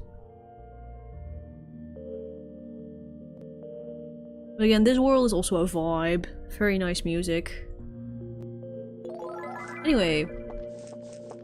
Let's go vibe near the bench. Got it, thank you. You're welcome!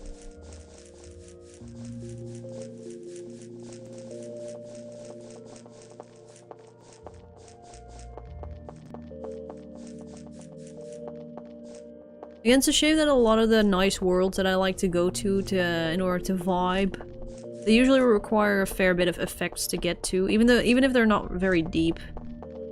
Not very deep dream worlds. I love this place so much. Yeah, it's very pretty.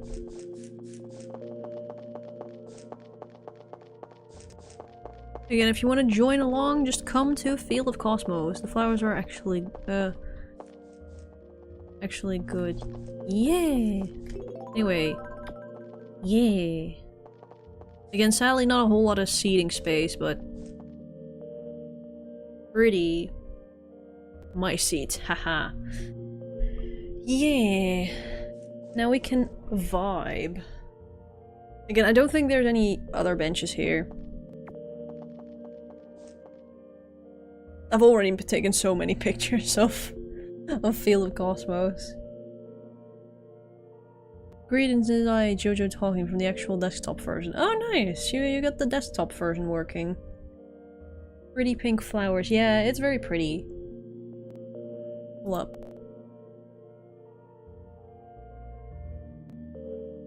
There's also a bench here. In the middle of the map there's also a bench, but it's also just a two-people bench.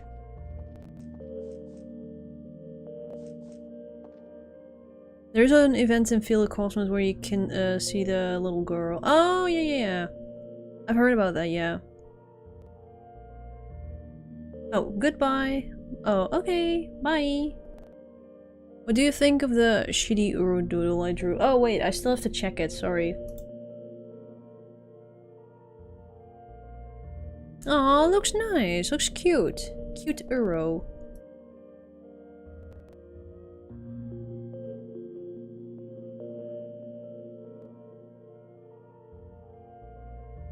It's the same little girl that's in the rainy apartments. Oh, I see, I see.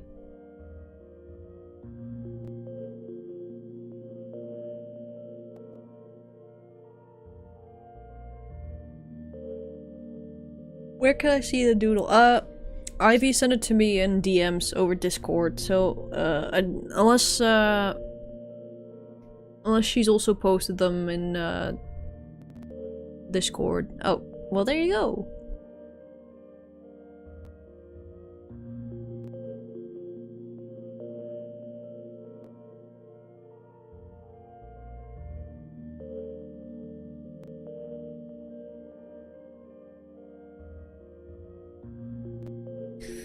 Anyway, time for vibes. Again, like, depending like on how active the chat is, it'll depend like how much longer I'll stream. Because it seems tonight is a bit of a quiet night, but that's okay. Like, how this fangame you can't really complete, unlike .flow where people are doing speed runs. I mean, you do have speed run routes in Tuki that you can actually try and you can get badges and rewards for if you want to. But yeah, this game will never be truly finished. I'm still on my way to the expedition area. Lol. Oh no! I'm sorry that you're still on your way. Again, like, if you're still super far away, just know that it only gives you like 4 experience points, so it might not be worth it, but it's up to you. Either way, feel free to come vibe here. When I usually vibe on Tuki, I like talking about the world that I'm in. Ah, that's fair. If you were to pick a game to speedrun, which would you choose? I don't know, honestly. I'm just not really into speedrunning much in general, especially not like Tuki. But I guess I just prefer to like experience the game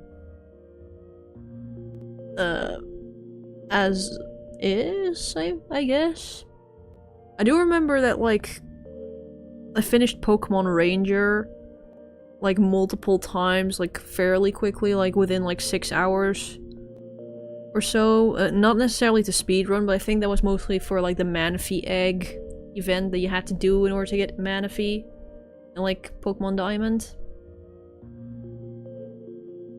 But speedrunning has just never been my thing. I can go get them if you want me to. It's kind of like up to Fax if they want to. This is kind of my favorite route in the game, so I know it fairly well.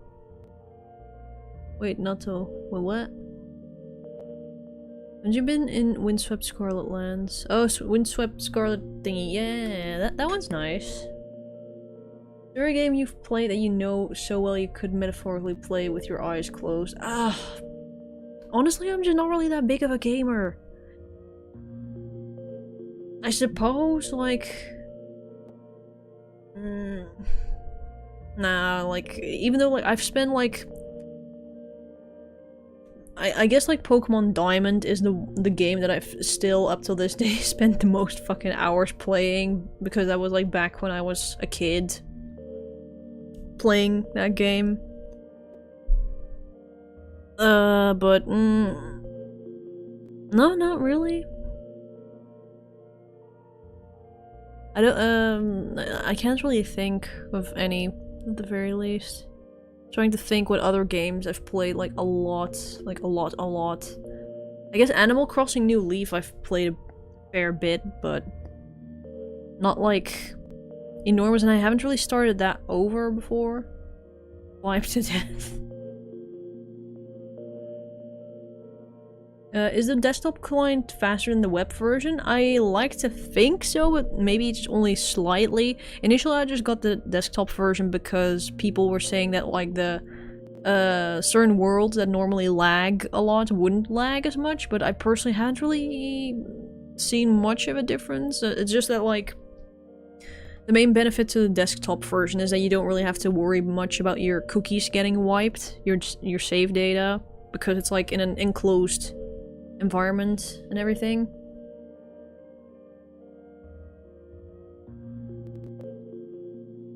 Is there, what else? What got you into art? I mean, I've always, like, enjoyed drawing, even when I was a kid. Hey! Hello, rat! Hello, hello.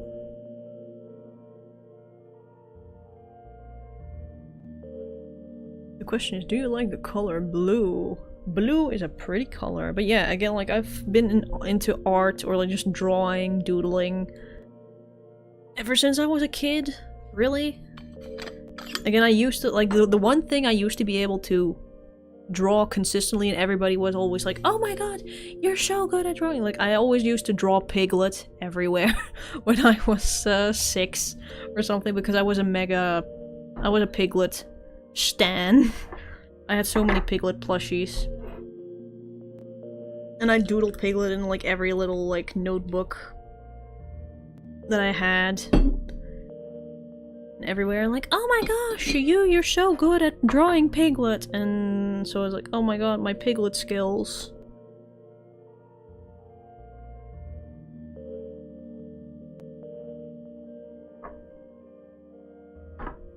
How do you save data? Basically once you're done playing, you have to wake up. I think you know how to do that. Basically, like, you wake up, you go to your PC, and then once you've done that and you've saved, click on this little icon here, and that's where you can go to like manage save. Oh no! No! Why? Why? No! For whatever reason, the game doesn't recognize this sprite. Yeah, wake up, interact with computer, save, and then if you want to save your save file to your computer locally, just click like on the download save file button here with the manage save data thing. The glitch has arrived. Counterpoint red. Also, should I send the entire page? The doodle is... Oh. My notebook since I made doodles. Again, it's up to you. Got the unloaded sprite finally.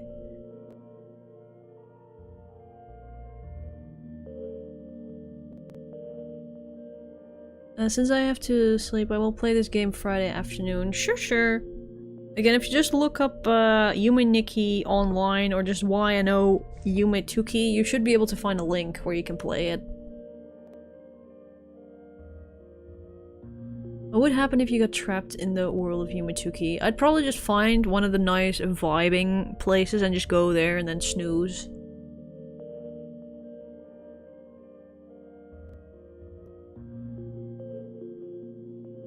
I wish my friends could have been here. I mean, like, this world is fairly easy to come to. Like, as long as you know how to get from, like, the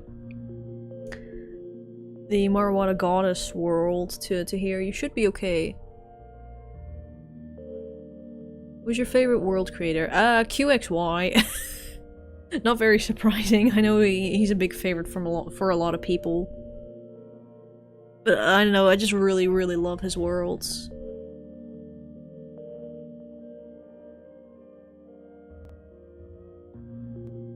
I'm lost in the Color Cube world. Oh yeah, Color Cube is a little bit annoying. Basically, one tip I can give you is like when you get like multiple doors that you can choose from to go into, always choose the most to the right one. And that should take you to Home Within Nowhere. Like when you have like 2 or 3 doors next to each other, always choose like the most right one.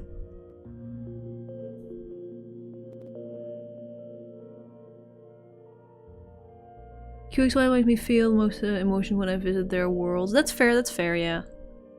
Again, personally, I'm just like, they're the most prettiest. They're so pretty, and they're so cozy and vibe. Or even like, especially like, Rainy Apartments is very like melancholic.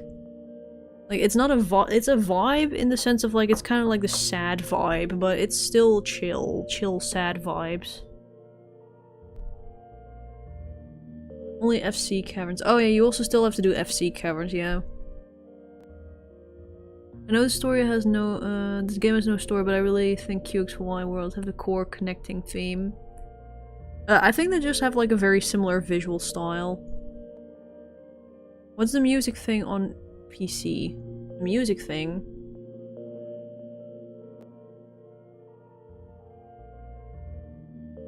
Oh, you mean, hold up, if it is this? Oopsie. If it's this, that's just part of my layout. Sorry, I forgot to close that. Is that showing the game OST? Nah, again, like, this is just for my personal, like, for the stream if I happen to be playing some music. I was playing music earlier during the start of the stream, forgot to turn it off. But yeah, you can actually go to, like, the sound room and listen to all the OST of the game if that's what you mean.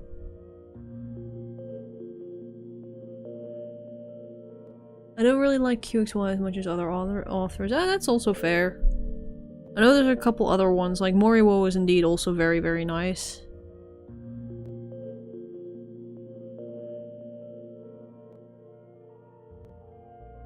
Me, the Rainy Apartments are about depressing reality with growing up. I suppose so.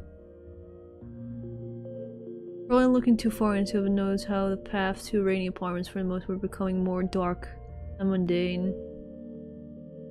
This is Tuki. I think it's also that you just can give it your own interpretation if you like. Even the virtual city feels fake in some ways. Moriwo number 1. Again, I also like Moriwo. The guy who made the MS Paint world and Sniper Bob make the 3D world with Yellow Worm are fantastic. Oh yeah, Kontetsu? I think it's Kontetsu that made like the MS Paint. Oh no, wait, not, oh yeah, sorry, when you say MS Paint world I thought like the dojo because that looks like an MS Paint drawn world. No, you mean like the actual like Tuki paint, but yeah.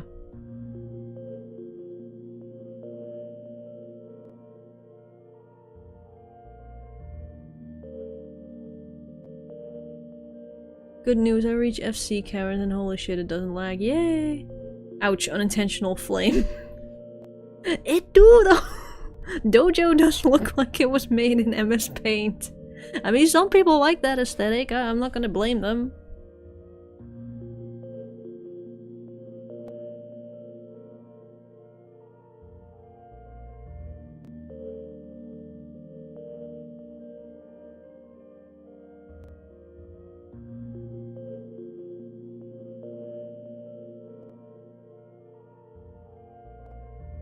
I wish I could put it into words better, but I'm too tired now from schoolwork. Ah, that's fine.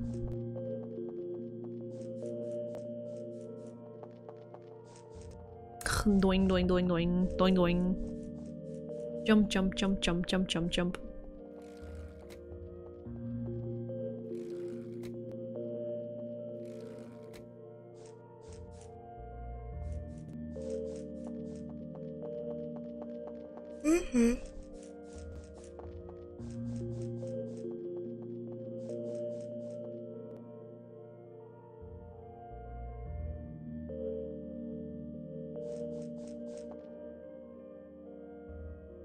I like Wataru more than QXY, but I also like Spalood more than QXY. I don't really like Spalood worlds. They all look kind of bland.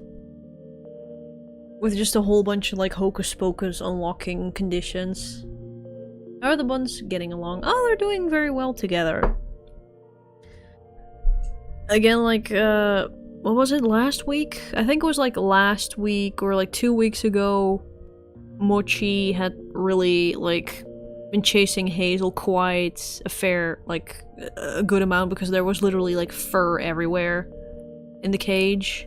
So I was like, holy shit, like, Mochi's been chasing Hazel, because again, that's, like, bunny behavior in order to establish a hierarchy. Like who's the dominant bun, who's the submissive bun, and everything. So yeah, there was like fur everywhere, and then like a day or two later I noticed that like Hazel had a very swollen, like her private parts were very swollen and like irritated, so I was like, what the fuck happened there? And then looking back I was like, ah, probably Mochi's doing. Mochi, did you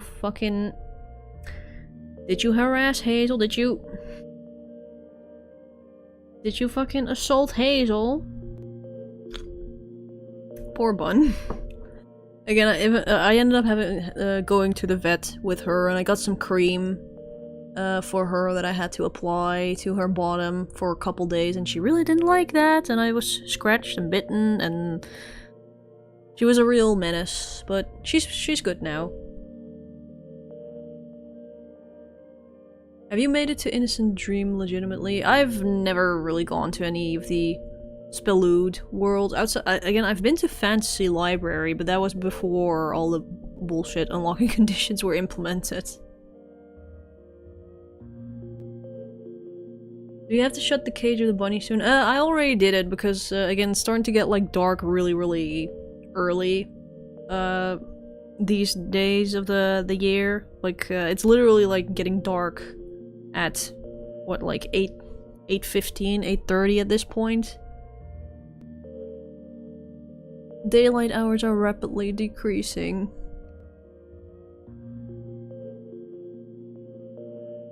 Has she recovered? Yeah, she's good now. Again, like, technically, like, the course, should have been, like, about, like, a week. Like, the vet recommended a week, but it's just, like, on a basis of, like, oh, just see where, like, how she's doing, if it's still necessary. So, after, like, 4 or 5 days, we just quit quit it because she was also really not liking it. I hope your bunnies are okay. Yeah, no, they're doing fine now. Like, it's completely, like, her bottom is completely healed. And Mochi has managed to, like, keep us calm, so... I'm guessing Hazel's no longer the dominant bun again. Yeah. I mean, to be fair, I think they're, like, kind of, like, tied, but... I think, Hazel definitely is a lot more scared of Mochi than she was, like, towards Fudge. Like, with Fudge, it was literally just, like... Hazel could do anything to Fudge, and he'd be like, okay, I want to snuggle, and then, like, Hazel's like, okay, can I hump your face? And then the fucking Fudge would have been like, yeah, okay, that's fine, it's nice and warm, I don't mind. Meanwhile, if she were to try that with Mochi, oof, fur everywhere, he'd be chasing her down. Very, very angry bun. Very angry bun. But yeah, no, like just on a regular day-to-day basis, they get along super well. They groom each other, they give each other kisses. They take turns grooming each other, so... Then basically would indicate that they're kind of just equals. Epic bun battle. Again, like, Hazel's just fucking scared of Mochi at times. Which is just really weird, because, like, to me, like, Mochi is, like, super, super sweet. He always comes up to me and wants to, like, give me kisses and cuddle and whatever, but I guess towards Hazel he can sometimes be a real asshole. But nothing like, no actual fights or anything. The bun from Monty Python, yeah, basically.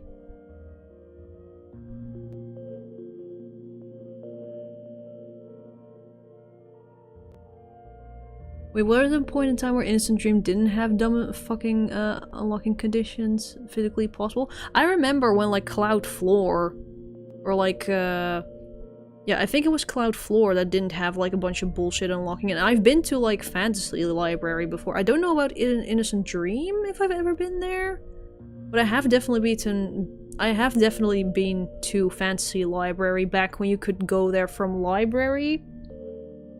But that was, like, version, what, 103 something?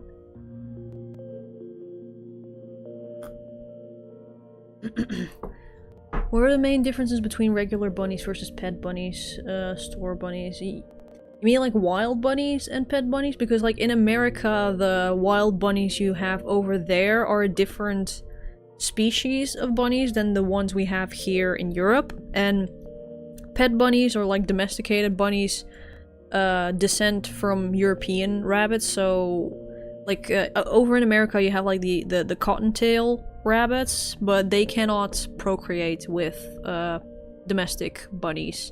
And I think, like, also a big difference between, like, American and European bunnies is, like, I think American bunnies, like, make, like, nests above ground, like, in, like, just above ground, like, in the grass or whatever.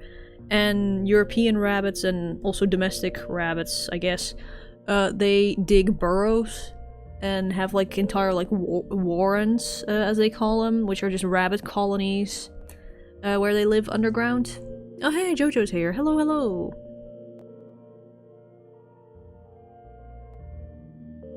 Which is also, like, why a lot of, domestic bunnies have this, like, instinctual need to, like, they want to dig a hole.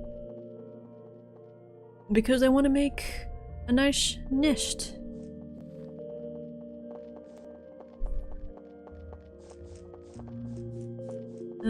Okay, forgive me, I didn't, major in bunnies sadly, also because, I'm Thai, so I never saw a bunny until I moved to Thailand. Oh, that's fine, no worries. Again, just never, please never, ever, ever, never release a domestic bunny in the wild, because they will very much perish, because they just do not have the instinct, the skills necessary to really just survive in the wild. They just can't. And it's always sad when people, like, dump their bunnies out in nature, like, well, there's bunnies in nature, so I'm sure our rabbit can survive in nature. Like, no, it won't. It will probably pass away within the next couple days.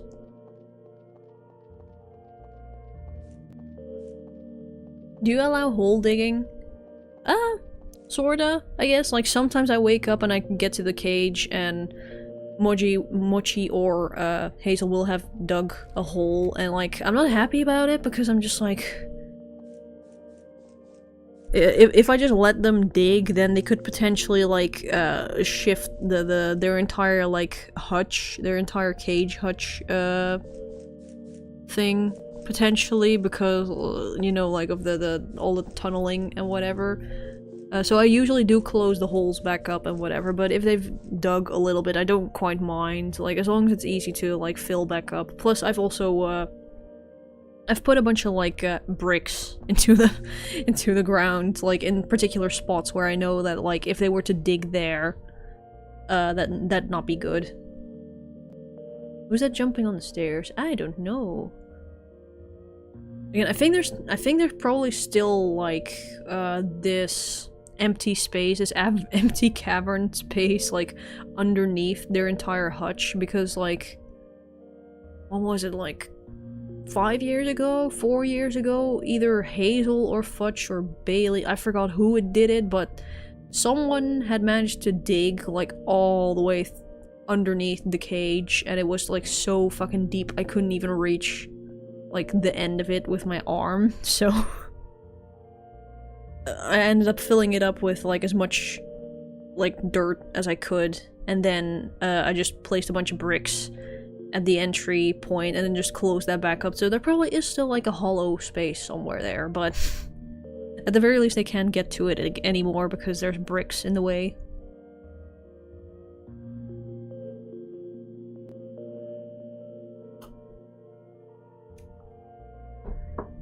You sure those aren't hares? Because I think hares don't make burrows. No, I think cottontail rabbits, the one in America, they also make like above ground nests.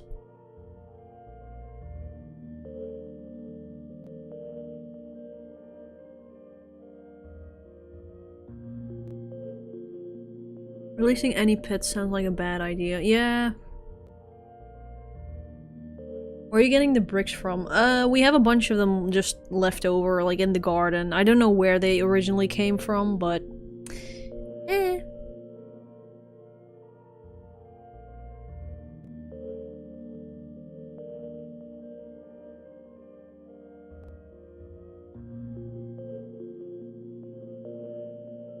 But yeah, the buns are very happy.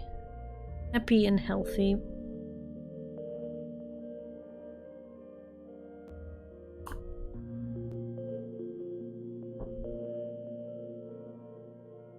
I get mostly jackrabbits around here. Ah, I see. There's one lake I live nearby got infected with massive goldfish when people released them in there. Yeah, don't release goldfish in the wild because they will indeed grow super massive. And they're just like invasive species and whatnot.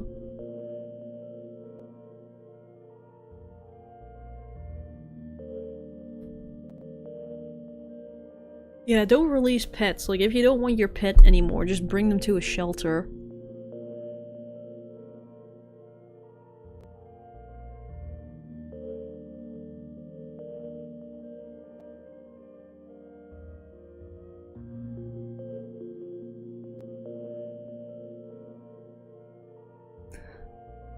Yeah, like, the one downside is, like, Hazel has always had, like, a very neat, like, pooping habit that she would always like basically she'd do her business like in one specific corner of the run, like of the enclosure,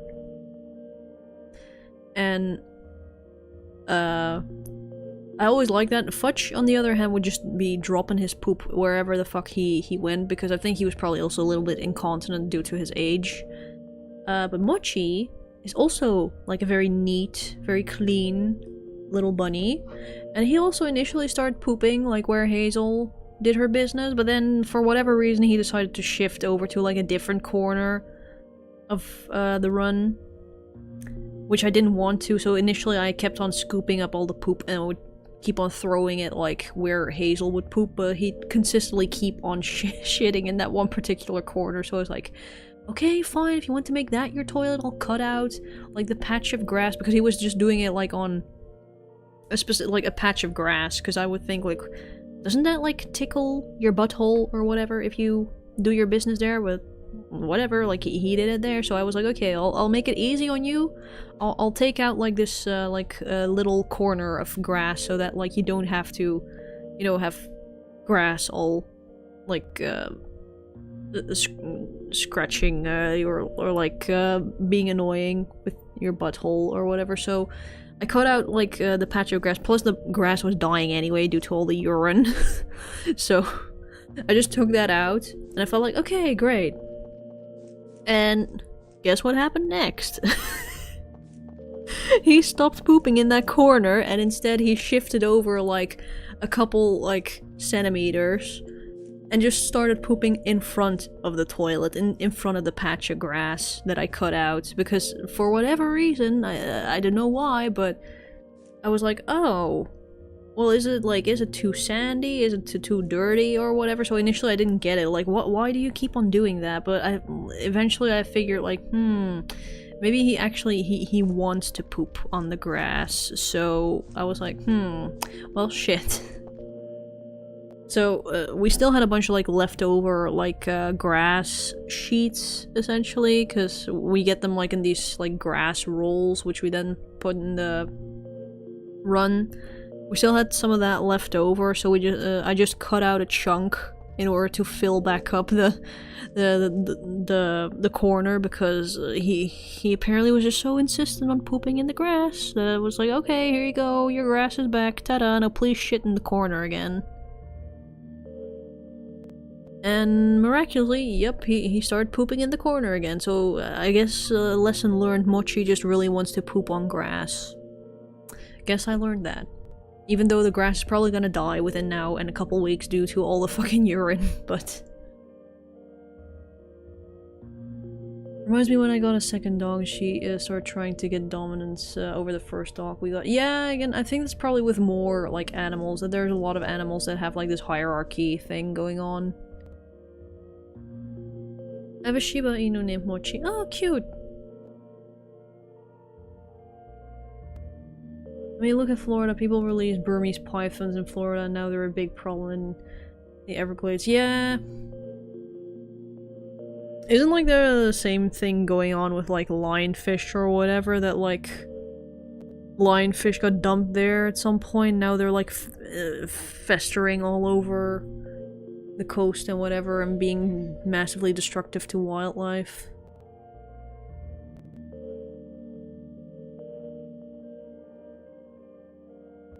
He knows what he's doing. Will you keep going, or it's just chilling here? We'll probably just chill here. How is that bunny trolling with you to pony time? My aunt had a female dog, one of them humped the others too. I guess it's a friendship thing. Again, I think it's literally like humping, even if it's females humping other females, it's literally just a dominance thing that they're trying to, that they try to, like, establish some sort of, like, social hierarchy.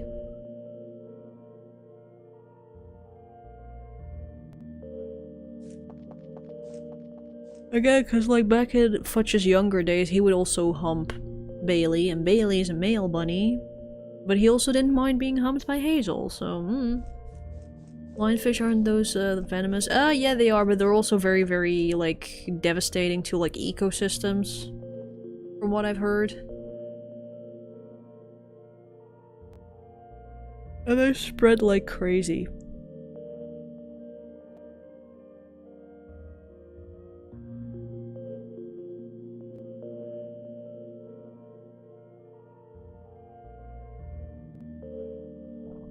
Face humping rabbits, yeah. Again, Futch really didn't mind, like, oh, sideways? Sure. On my face? Sure. Other side? Sure. From the back? Sure. Like, he just was okay with everything because he was just like, oh, yes, nice and warm, like Fudge. No. Hazel, no. Be nice to Fudge. Anyone like fishies here? I'm not a big fish person, to be fair. I think they're pretty, but eh. I'm curious about who had them in the first place before releasing these things. Probably people with like aquariums or whatever. Sunfish, best fish. Again, sunfish are so weird. Come on, Fudge, have some dignity. Yeah, basically. Do you enjoy eating fish though? Fish is so good. I love fish. Very tasty.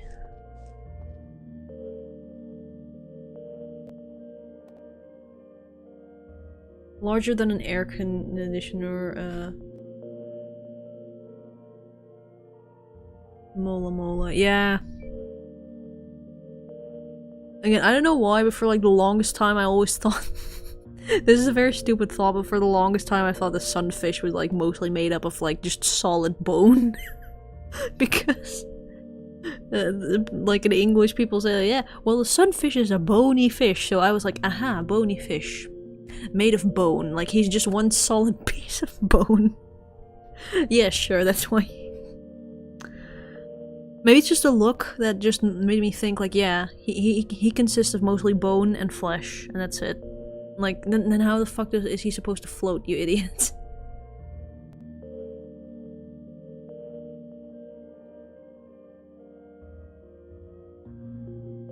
Bony fish. Look at this fucking sunfish.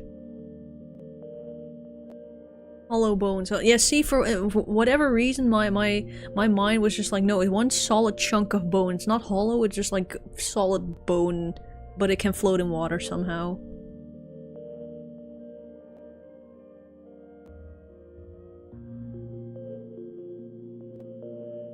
I used to own fish when I was younger. I used to have like guppies and whatever back when I was younger, but they always died because we didn't have like proper like filtration and that sort of stuff in there. I like fish the animals. Fish the food is a big no.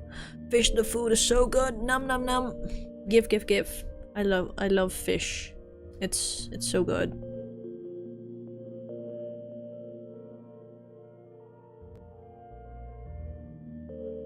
Do you believe the megalodon still exists? Nah. Deep sea creatures are so bizarre. Yeah, like the fucking like the deep sea squids, like the fucking like ginormous kraken beasts. Holy shit. You know, there's actually two types of fish, and I think they're different classes. You got the bony fish and the cartilaginous fish. I don't know how to pronounce that. Blech.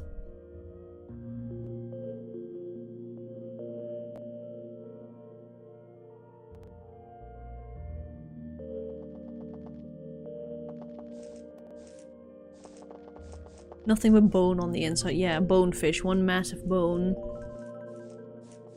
You know what actually freaks me out? Jellyfish. I hate them. I mean, they can be pretty, but yeah, don't touch them. Like, stay the fuck away from them.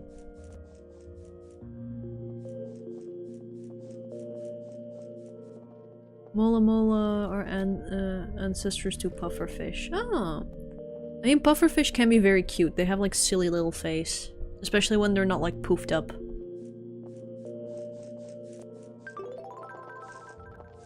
Jellyfish are awesome. What are you guys talking about? Again, they're pretty looking, but I'm just like, stay away, stay the hell away.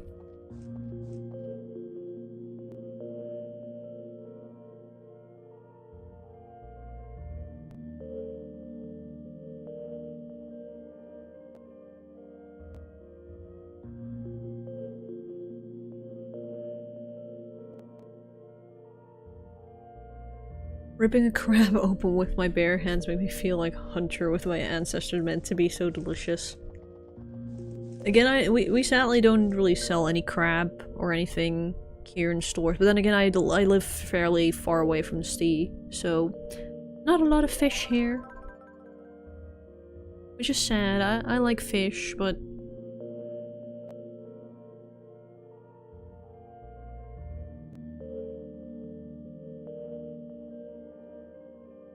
again, the only types of like, I like fish, and I also like shrimp, and that's like crab and lobster and whatever. But what do you call them? Like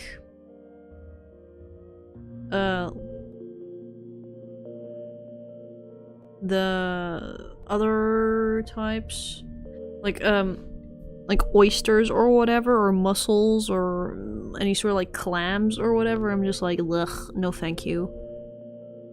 No thanks. I'm here, gave up on the previous expedition for now. Oh, I'm so sorry to hear that. Don't worry, like, it's a very annoying location to get to if you don't have the shortcuts.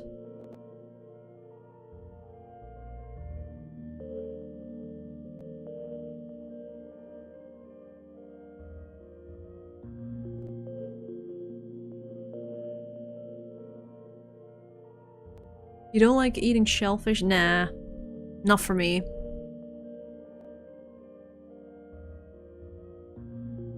Again, maybe it's just because, like, when I was younger, our, like, across the street neighbor, she was really big into, like, eating, snails.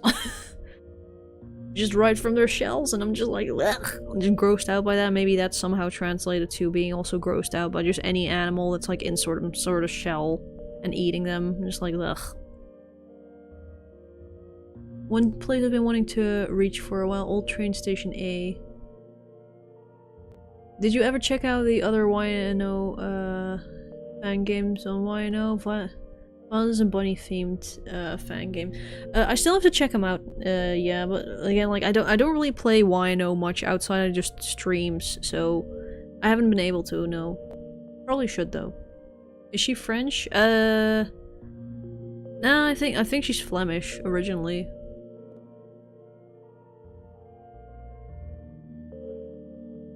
Raw snails? I think so. Either, like, I don't know. I don't really remember. I was like 5 or so, 5 or 6, when I saw them eating, when I saw her eating them. Like, ugh.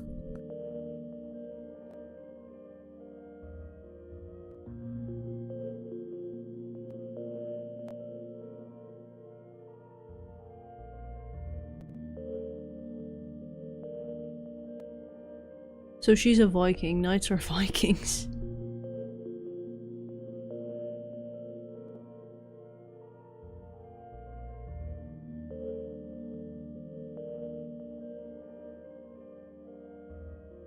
Basking sharks look really fucking funny when they have their mouth fully open. Oh yeah.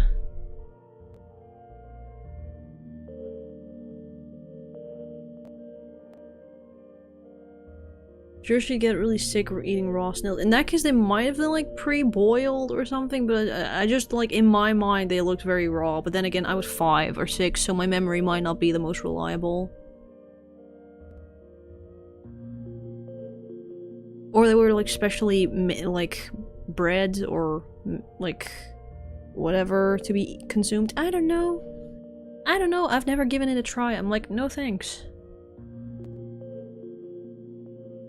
Again, like snails in general, like slimy, I don't even like picking them up because, well, like snails I can pick up because they have like little shell and whatever. But slugs, you think that I'm picking that stuff up with my bare hands? God no. Slimy little blech.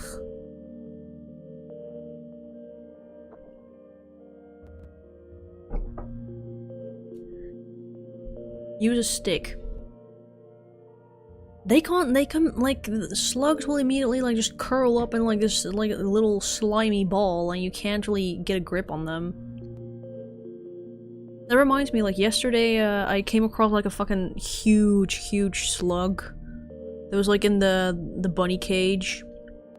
Or, well, it was, like, in the run of the bunny cage, and, like, Mochi was just vibing, and I saw just this ginormous, like, slug trying to crawl up his, like, on the side, like, on his flank or whatever, because I think, like, he had dropped, like, a piece of, like, spinach leaf or something on the ground, so the slug probably smelled that and was, like, coming for that, but, like, the slug was trying to crawl, like, over Mochi, like, was trying to crawl onto his fur, and, like, okay, you're dead. Fuck off. So I just went to the fucking kitchen and got some kitchen towel, and I just grabbed it with the kitchen towel and just threw it in the compost bin. So yeah.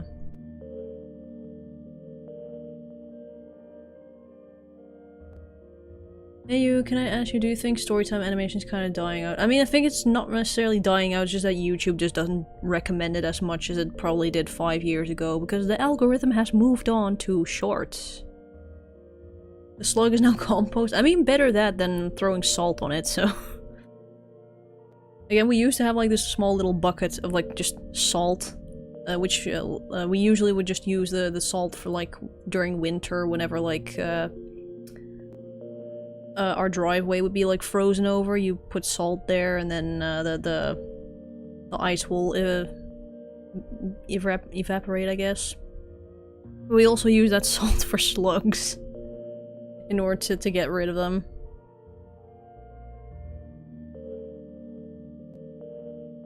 So I'm like, okay, into the compost bin you go, bye bye.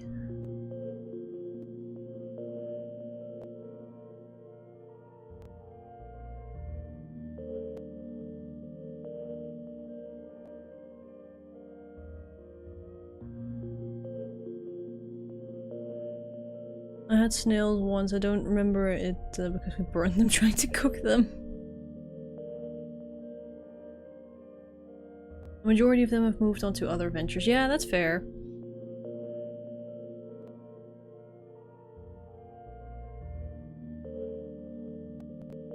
When I was a kid, I found a cool snail. My grandma made me bring it to a restaurant to give it to the chef. What the fuck?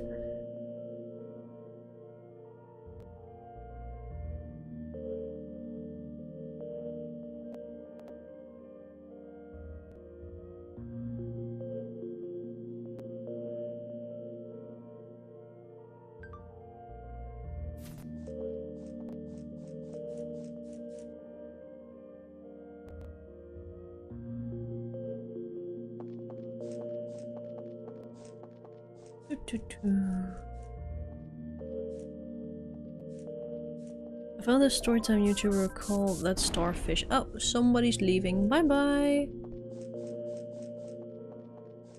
I found a story called That Starfish Phase. Never heard of. Do you have any plans to post on YouTube Shorts, TikTok in the future? Nah, not really. I'm done chasing the algorithm. Like, fuck that shit. Again, I do have like a TikTok account, but it's solely just for my sticker shop and whatever, and just promoting that shit, but not for like actual like content or whatever. I just prefer making more long-form content if I do and like make any sort of videos. I mean, there are still animators telling their stories. There are, yeah, but like if you look at their view count, you can tell that like the algorithm no longer really sees that as like prime content to recommend, so I guess that's just why it's also just declining in popularity, probably. Also, important question, do you preserve your mask in FC caverns? I don't think so, no.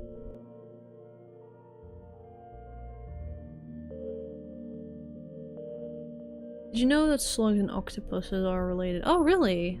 Oh, cool.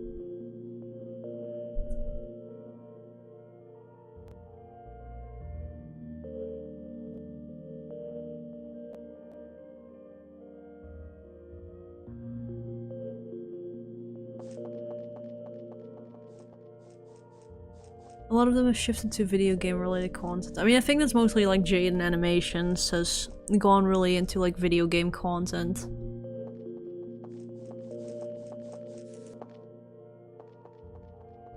Again, I think also a lot of them just kind of just quit. Or just stopped posting at some point.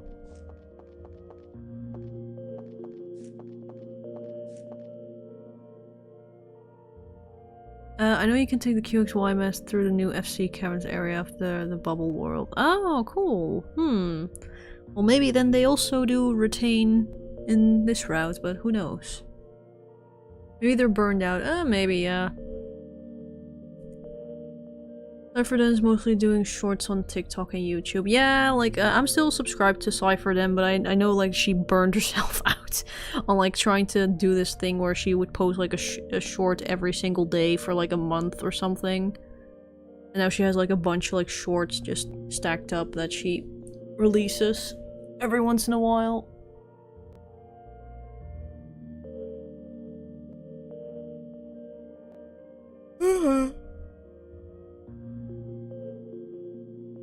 yeah, James moved to gaming and VTubing. Yeah, true.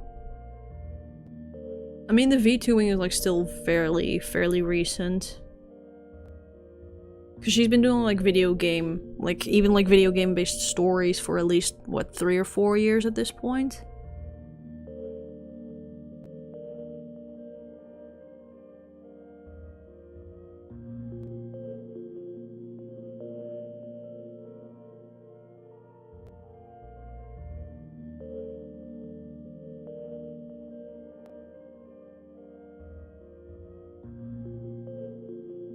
I heard you liked Secret of Nim. I mean, it's a decent movie. But it's not that I'm a particularly huge fan of or something. I know a different storytime YouTuber who I believe something else YT had recently asked a viewer to support his dad and got... Oh yeah, no, like, that video actually popped up in my recommended, I think. I watched it. It was really sad. I feel so bad for, like, any Americans that, like, have to go have to navigate the American healthcare system. Like, holy shit, that stuff is a hellscape. Maybe you could do content on analyzing games, like telling the story of the games, while giving your own perspective of it. I don't know, again, like, I'm personally not really all that into, like, oh, what content shall I make? What shall I do? What shall I make? Because I've essentially just given up on my channel, like, for any sort of growth, really, because mentally I just can't handle it if I keep any more hope, because I've already tried for so fucking long. And just tried to keep up hope that it becomes more painful each time when shit then actually does the opposite, where like everything goes downhill instead of uphill, even though the more effort you put into it. So I'm just like, I cannot deal with that mentally. So now I just make content whenever I feel like it about whatever it is that I want to. And for me right now, that's just mostly just live streaming, because I really enjoy that. But not necessarily as like a plan of like, oh yeah, I'm doing live streaming now so I can build this into that and that and that, and no, there's no plan. Does that make you feel happier? I mean, it takes off a lot of the fucking like unnecessary stress, because like, and I guess there's also unnecessary, I guess, sadness and like depressive feelings that it brings along, because like statistics, especially if you then tie all your efforts to that, then like the statistics essentially feel like a reflection of how well you did with your content and how good it is, even though like logically speaking that's not the case, but it just feels that way, you know? Podcasting seems to be getting more popular. Are you interested in starting one of those as well? I don't really have anything to talk about, really. I can rave on about bunnies for god knows how long, but like, I just like blabbering about a bunch of stuff, but I'm not good at interviewing or whatever. I love listening to podcasts, or like there is like a podcast that I do listen to, but Hey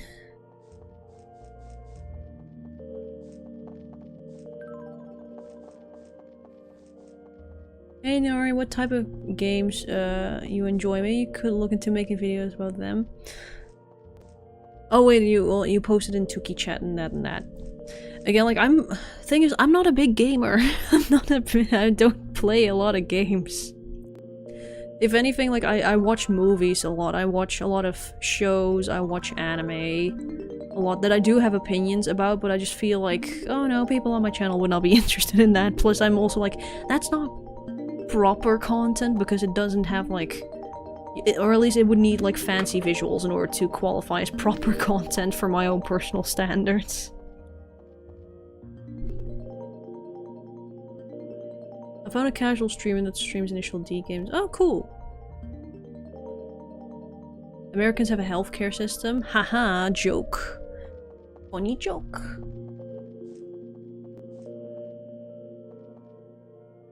I love a non-American's review of Breaking Bad. I mean, I don't think like nationality has much to do with like how one views Breaking Bad, but I'm just like, it was good. I like the breaking the bad. I love the memes. I like the breaking the bad, but I didn't like it as much as Better Call Saul.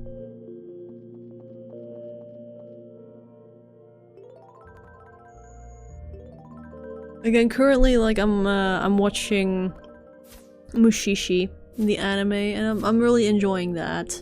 And I have a feeling there's like deeper meaning to every single episode that I'm just missing, or like that I'm trying to figure out like the analogies or like the allegories of each episode. And then some of them I'm like, oh, this is actually about this is about that. And then other ones I'm like, I'm sure this is an allegory for something. I just can't put my finger on it. Mushishi is so good. Again, like, I'm still on season 1. I'm currently on episode 16, I think. But I am planning to, like, watch everything because it's super chill. I really enjoy it. It's very chill, and I watch the opening every single time with every single episode because it's so nice.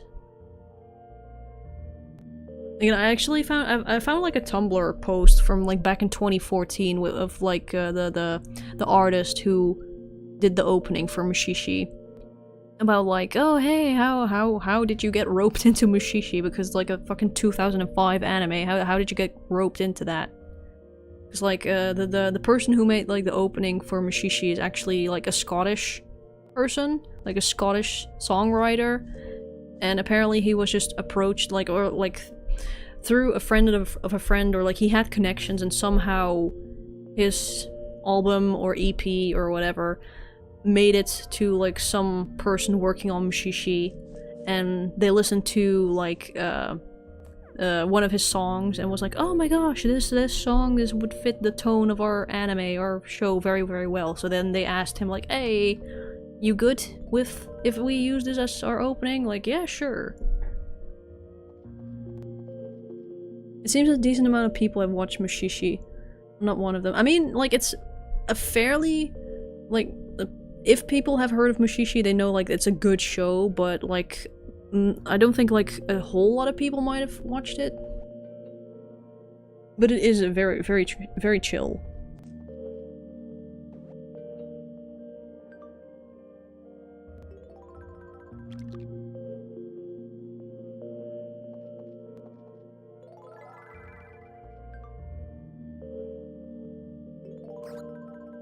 I disagree, actually. My perspective on shows generally follows the main popular view, but is influenced by my background. I see.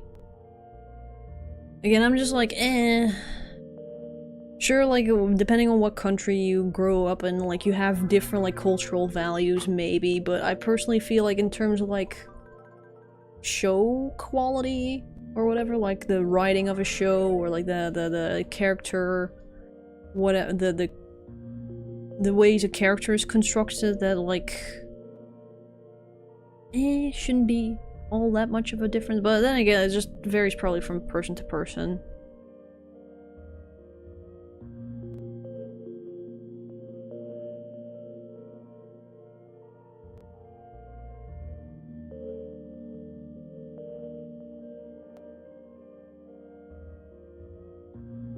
Oh, as someone that used to stream, I strongly agree with your sentiment. Worrying about numbers and income is stressful for content creation. Yeah. Again, like, even if you have a slight optimism or whatever when it comes to content creation, and like just have some sort of like expectation of like how something is gonna do, like it's inevitably gonna make you feel, I don't know, like tying your worth to the statistical output of that creation, and that's not good. Don't tie your self-worth to your productivity. Please don't do that. That's very unhealthy. Also, in my experience, yeah, it's always best to make art content for fun, not for chasing any sort of success. Yeah, true. Sadly, money is a thing in the world we live in. So, If you were to collab with another storytime animator, who would you think you'd get along with the most? I personally would love to fucking, like, get to know Sugar, because I feel so fucking sorry for her, like, for all the fucking shit she's gone through. She just seems like such a nice person.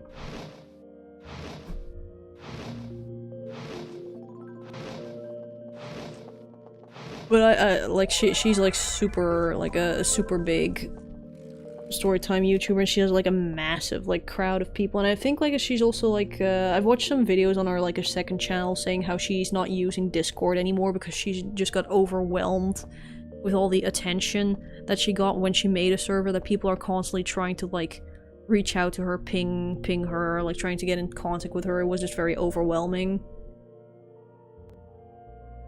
Are we playing Minecraft? Perhaps. Funny Minecraft Uro. I adore Arcane so much, as so for the new Spider-Verse movie. Yeah, the Spider-Verse movies are so good. I watched Across the Spider-Verse in theaters. I still have to watch Arcane though.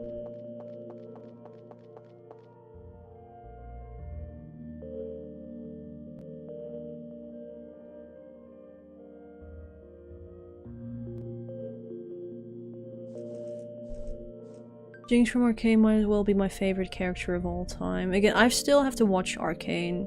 Oh, I did watch Nimona. Again, that movie just pops up in my head right now because like it also has like a very stylized 3D approach. Oh, bye, Pep. Bye.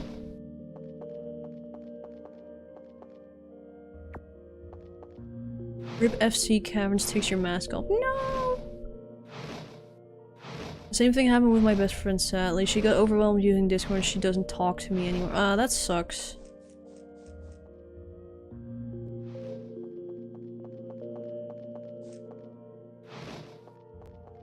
I understand, but I really miss spending time with her since she's my best friend, like family. Again, it really sucks, yeah. I mean, from what I've heard, like, Sugar does still, like, use other means of communication, but more just so, like, private. I think she said like she uses Messenger or whatever, but that's more like for like private contact, which is totally fair, because again, like Discord can be certainly super overwhelming, especially with like community shit, and there is ways that you can probably limit that from people like spamming you to death or whatever, but yeah, it's also a lot of just logistical bullshit that you then have to sort through. Sugar seems very nice, and it's inspiring to see that she's generally doing much better. Yeah, I'm so happy that she fucking got out of like her cult environment, because holy shit.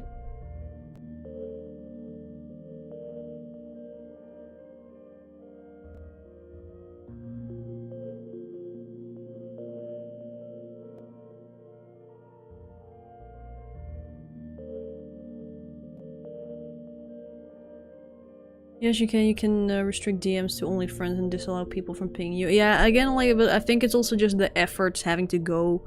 If you want to like engage on Discord and you want that you have to like go through all these steps of like having to set that stuff up. And also when it comes to like a server, if you want to have like limit what people can and can't see and when they can and can't reach out to you, you do have to set all of that up, and that just takes a big toll, especially also like if you then have a big server, you want it to be moderated properly, then you have to find moderators that you have to approve of, and blah blah blah blah blah, all that, like, you know, logistical bullshit. I can see why someone, especially with like a very large following, wouldn't want to have to deal with that.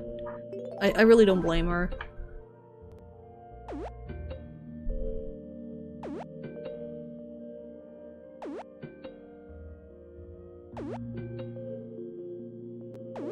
Why you sent weird thing in Discord? Why? Wait, what? There's another YouTuber that had almost cult-like following this event. She deleted a 10k server because of how stressful it got. Oh dang. Yeah, no, that's fair. Again, I've heard of her. Look at the flip side, you're still getting more views than DSP. Again, I don't really care about view counts.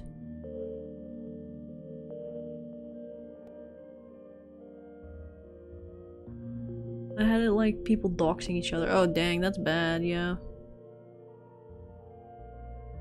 A Discord with more than 30 people is always a cesspool. It's pure science. Well, I'd say my Discord is still fairly decent. My Discord server is a fairly chill place. That's probably also because we like my servers had a history of like the mods going over, like, into like a hyper mod mode and just banned a whole bunch of people from the server because they were being way too fucking strict. So maybe that's also why we don't have a whole lot of cesspool shit going on in my server. I join Discord and say inappropriate things, so I leave. Why? What? I mean, I don't know what they said, but...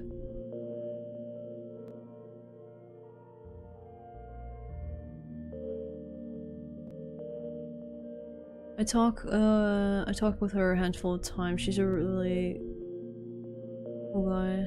I just feel bad for her.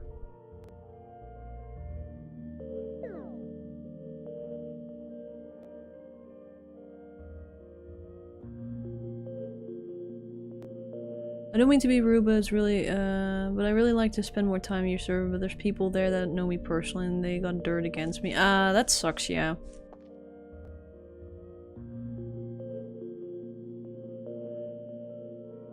So I can't spend time there. That's okay. Again, like, if you would rather not engage with the server, that's also completely fine. I'm just saying that, like, because I'm also, like, in a fair, decent amount of, like, other servers. Some of them that are, like, way, way bigger than my own, but, like, oh god, so many of them are just a cesspool, indeed. And, like, some of them I really should leave because it's literally just teenage guys just horny posting 24/7, and I'm just, why am I here? Why am I here?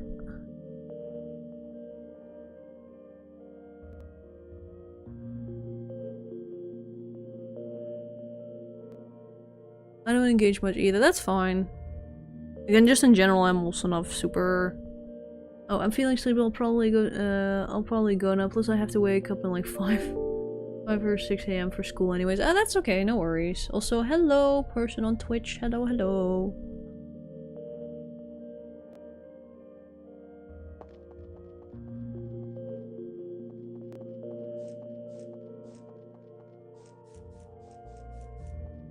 I would like to, actually. I love your content and community, but it's mainly one person that kept messaging me after I blocked them. Oh dang, that sucks.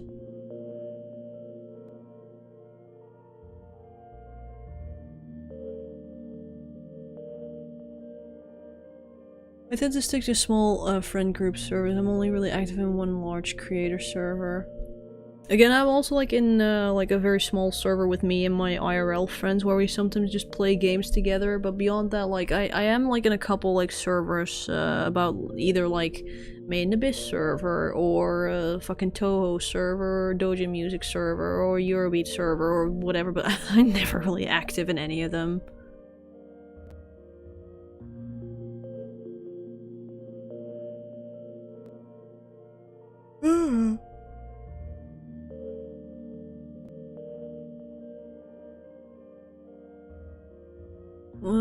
Sorry if I sound rude, but what do you think I should do? Forget about it?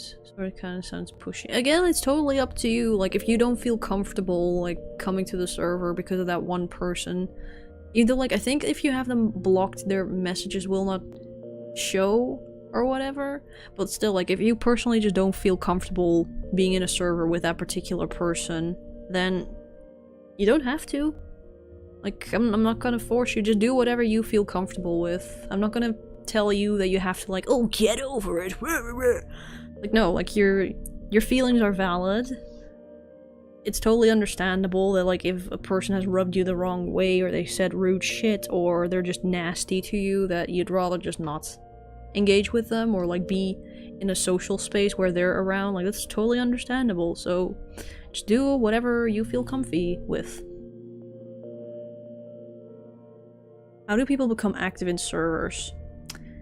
Yep, post and message. I guess sometimes I have sprees where like I'll just talk a bunch in like one particular server for a while and then I just disappear for another fucking couple months. Also because I'm just in so many servers that I just can't keep up. Like, oh yeah, that's one, there's that one.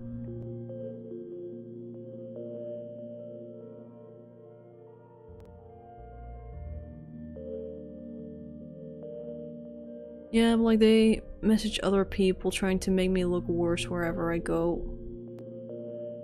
I mean, then that person really should get a life, cause I don't really see why they would wanna, like, put all that energy into, like, making you look bad.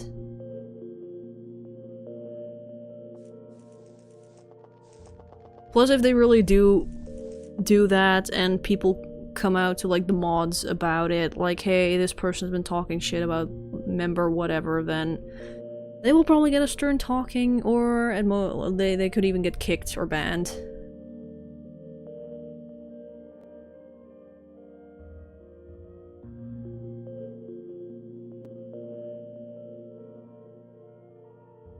Servers are basically like high school, university clubs. To an extent, I suppose.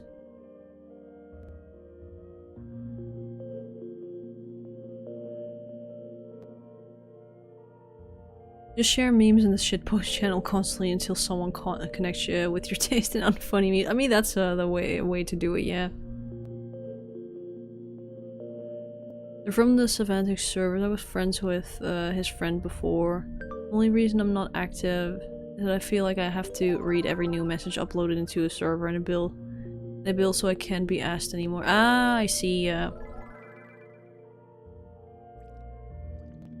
mean, like, unless there's, like, an ongoing conversation from, like, that day or whatever that's clearly still going on, I'm usually like, whatever. If I feel like posting something that's related to the topic of the server, then like, yeah, this, wow. And then sometimes people will just ignore it and just talk about something else, but it's worth the shot to just bring something up that I want to talk about.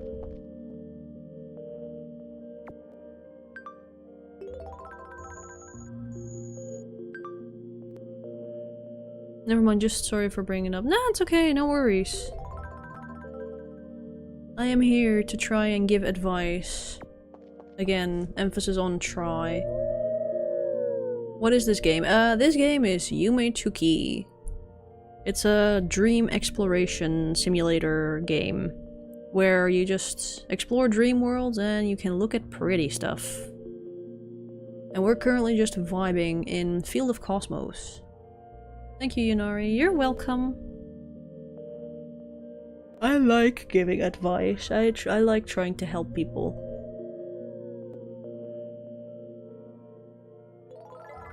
Appreciate you listening. You're super welcome.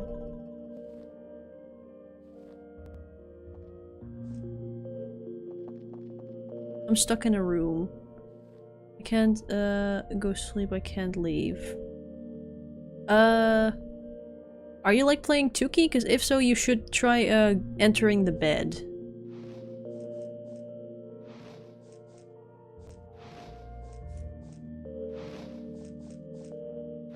One day I'll find the courage again to join again. Again, good luck. Just make sure to just do whatever you feel comfy with. Don't feel like you have to. I can't enter the bed. What's the key? The controls are Z and X. Like Z is to confirm, X is to cancel. And then the arrow keys are to move around. And if Z and X don't work, then try enter. Like enter or escape. I think enter and escape also work the same for like Z and X.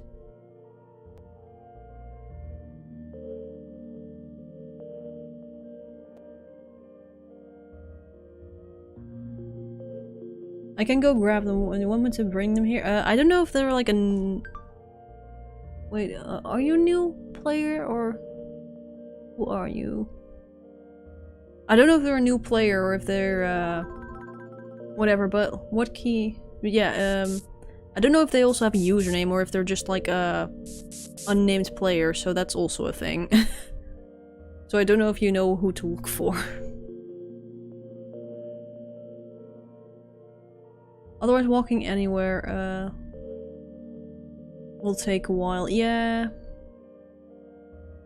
Yeah, if you're new to Tuki, you should probably look up how to get the bike. Yeah.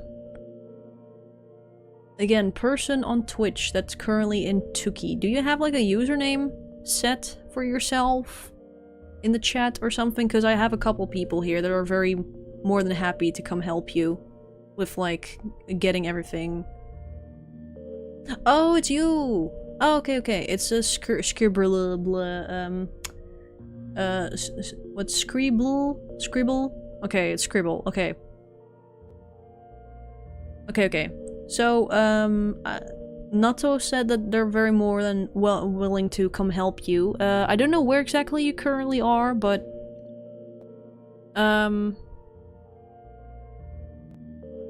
Person on Twitch, my Discord is Nato. Try to add me if you need help. Oh. I'll go too. Everybody's en masse gonna come help Scribble. Scribble, where exactly are you currently? Are you in the Nexus or are you still in the bedroom? Again, let's just wait till they reply. Because... Again, if you look at the top right here, like where it says location, you see like the top right of the screen where it says location, there it'll say where you exactly are at the moment.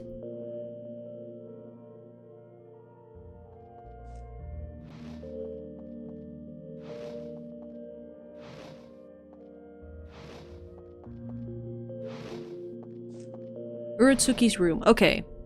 I think we have two people. We have Orchid and Nato that are very willing to come get you. So I guess, guys, I think Scribble is currently in Uratsuki's room. So feel free to go help them.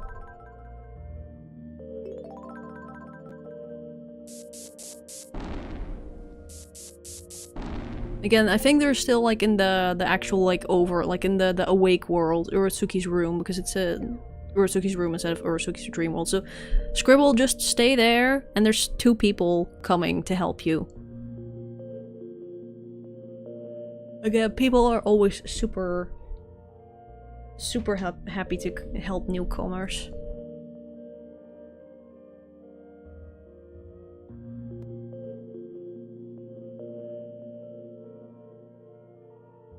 When you listen to songs I sent in Discord, again, I noticed you sent a lot of songs, so probably not. For some reason I can't chat. That's weird. Where are you, Scribbles? Again, I don't think they're in the party chat. You should try doing in map chat, but they should be somewhere in Uratsuki's room, like in the awake world.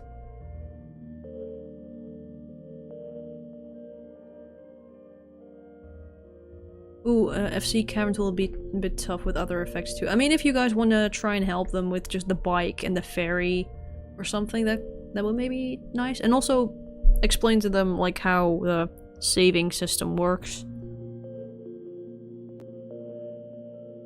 Yeah, might need to log into chat, might not be logged into Wino. Yeah, you probably might have to make an account if you want to like chat in the chat, because I don't know if they can, if you still can do like temporary usernames or whatever.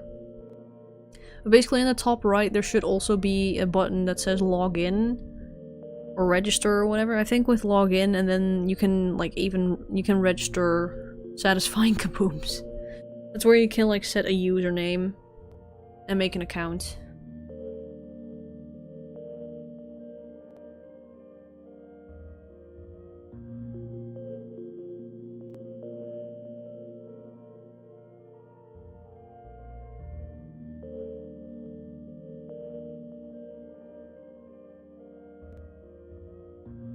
So yeah, while those two are helping our new Tuki player, what to talk about?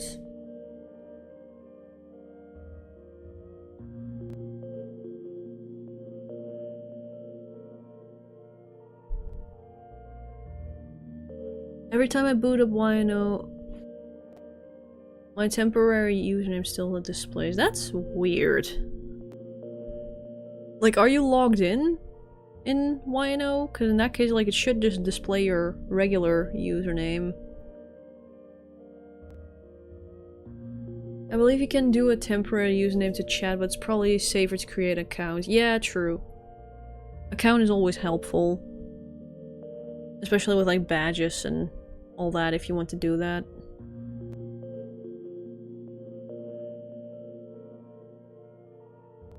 Oh, and again, just to mention again, but like I will be doing a voice chat Yume Tuki stream this Friday. No, not this Friday, never mind. This Saturday. On my Discord server. In case there's people who want to join.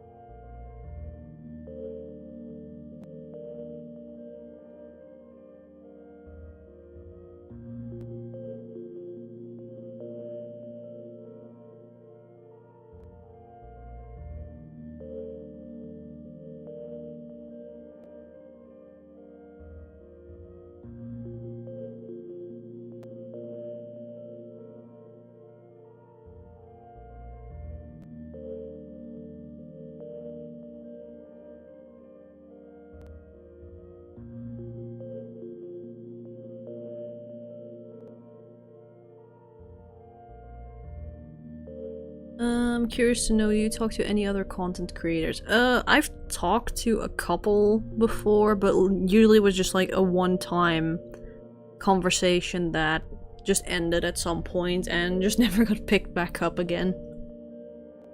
But I've talked to a couple like on Discord, but none that I talk to on like a frequent basis. Probably been like a few years since I properly talked to any like other content creator.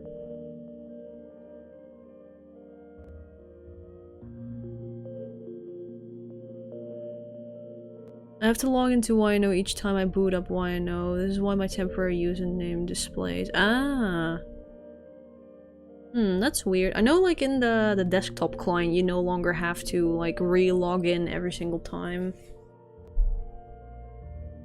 Again, maybe if you're playing in the browser, then that could be like a cookie thing. Maybe? I don't know. Not quite sure.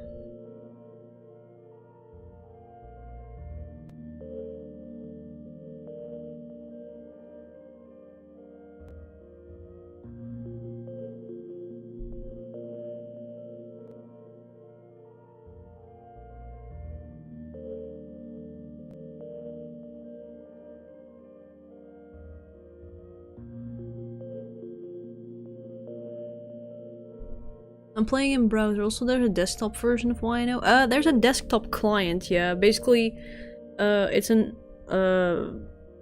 basically just the browser version, except that it runs like inside a program, inside like a standalone instance, essentially.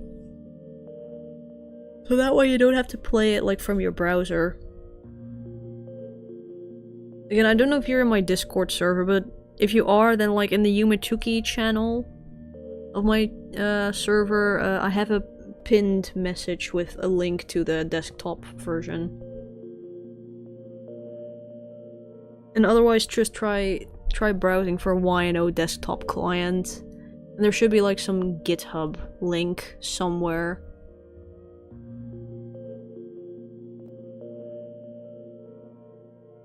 Again, I don't think it's linked here on like the YNO like interface anywhere, because it's not like an officially recognized thing.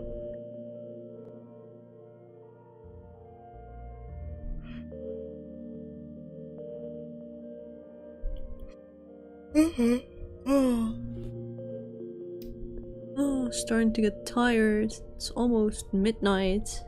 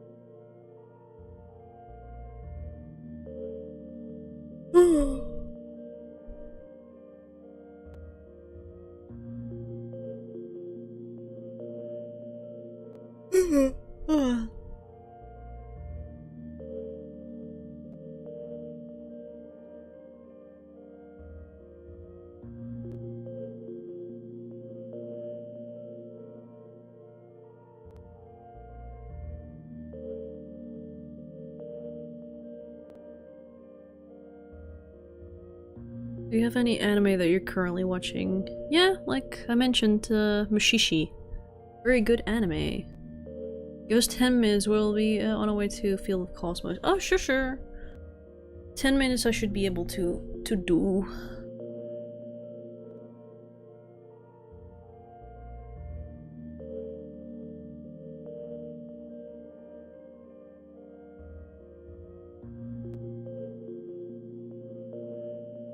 Oh, see, there's the thing, like, usually... Sometimes, like, during the afternoon, and I know that I want to do, like, a Tuki live stream, like, oh, I could talk about this during the stream, I could talk about this during the stream, and then usually when I do stream, it's like... beep, and empty mind, empty skull, but that's probably also due to me just always deciding to stream during the evening, which is when my brain just starts to deplete in energy. But then again, like, I also kind of don't want to stream during the afternoon because I know a lot of people in that case would probably miss out on the stream due to time zones and all that shit.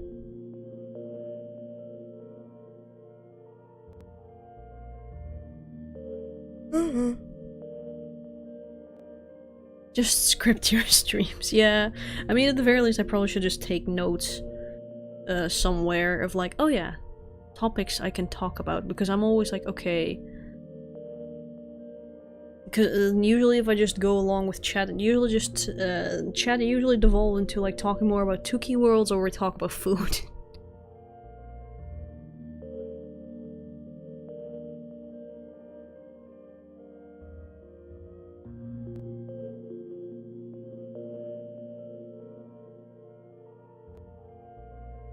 I mean, sometimes like chat can also just be very, very interesting without me having to really conjure up any topics due to like just people in chat talking about so many cool stuff. I love food. No, we're not gonna do another food talk. Not now. No.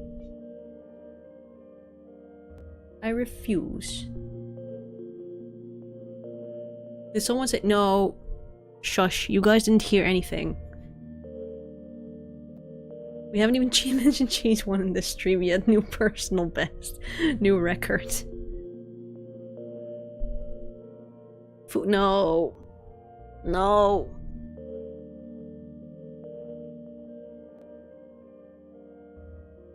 You know what I'm just crazy about? Help. I should have never. I should make a fucking stream chat rule. Topics you cannot bring up. Food.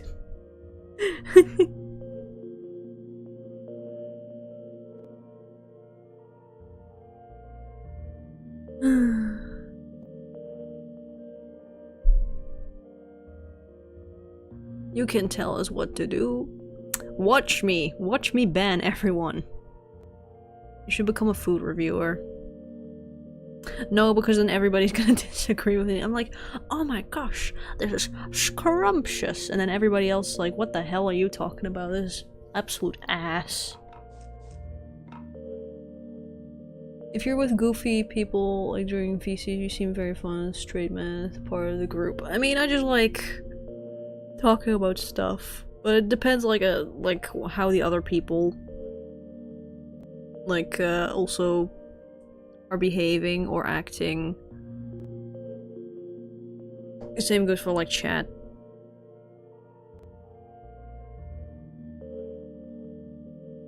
You sound stoned 24/7, but I think it's just a Neanderthal accent.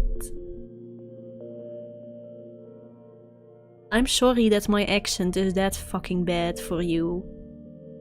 And it might also just be my voice, because my voice is just naturally this deep, I suppose, for... And also because I have to keep my voice down during these hours. Anyway, I will not be talking in this accent for the entire stream, because it hurts to listen to, even to my own ears. Anyway.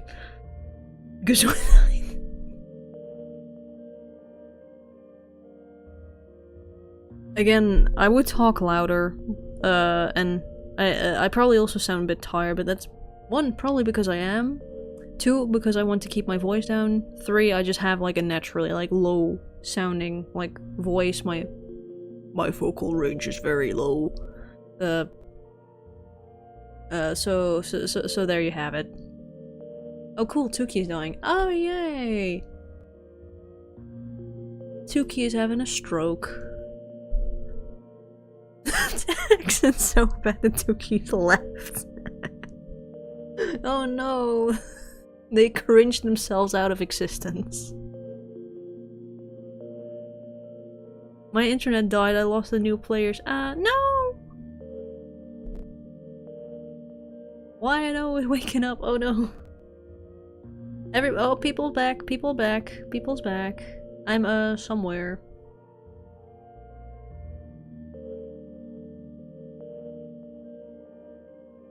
Quick, someone put the server back to sleep so it works again.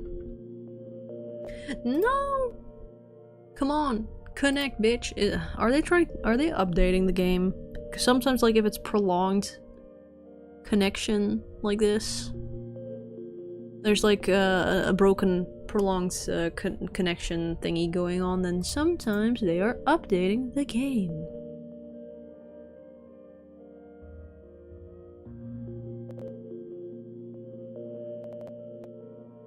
Bitch, what do you mean connected? There's no one here.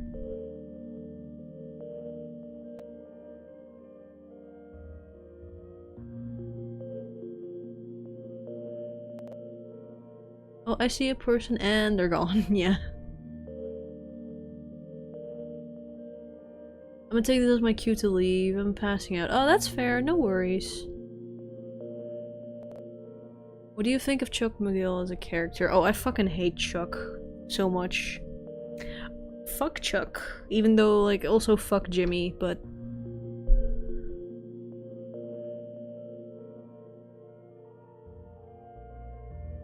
Went from food to server deaths.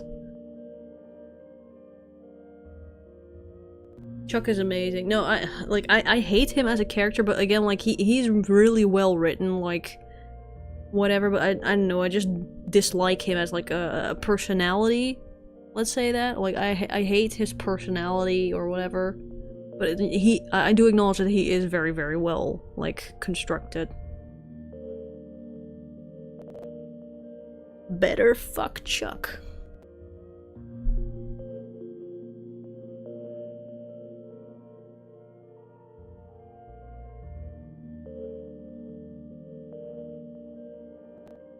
Have some more chicken. Have some more pie. It doesn't matter if it's boiled or fried. Just eat it. Just eat it. Hey! Bling! Blingy plong? Who that? Who that do? Who did that do? Who was that? Oh, here. Pachirisu, your tail is blocking the message. Food? No, we're not gonna do food. Also, thank you for the donation. Pachirisu's tail is blocking your message. Where am I? I don't know where you are. Can you start with the lunch money? Yeah.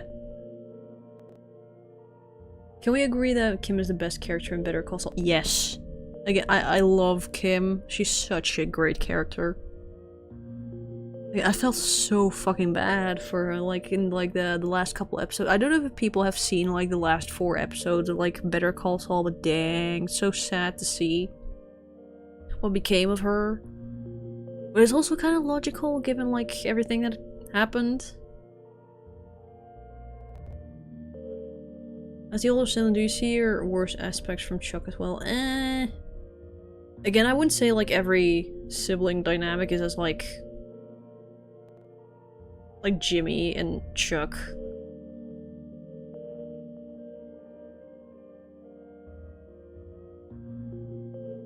I don't really care for love stories, but Jimmy and Kim's relationship is by far my favorite relationship in fiction. Again, I cried so fucking hard at, like, the final episode of, like, Better Call Saul. Like, not the future, like, not the black and white episodes, not the last 4 ones, but, like, the last one of, like, the actual, like, current series thingy going on.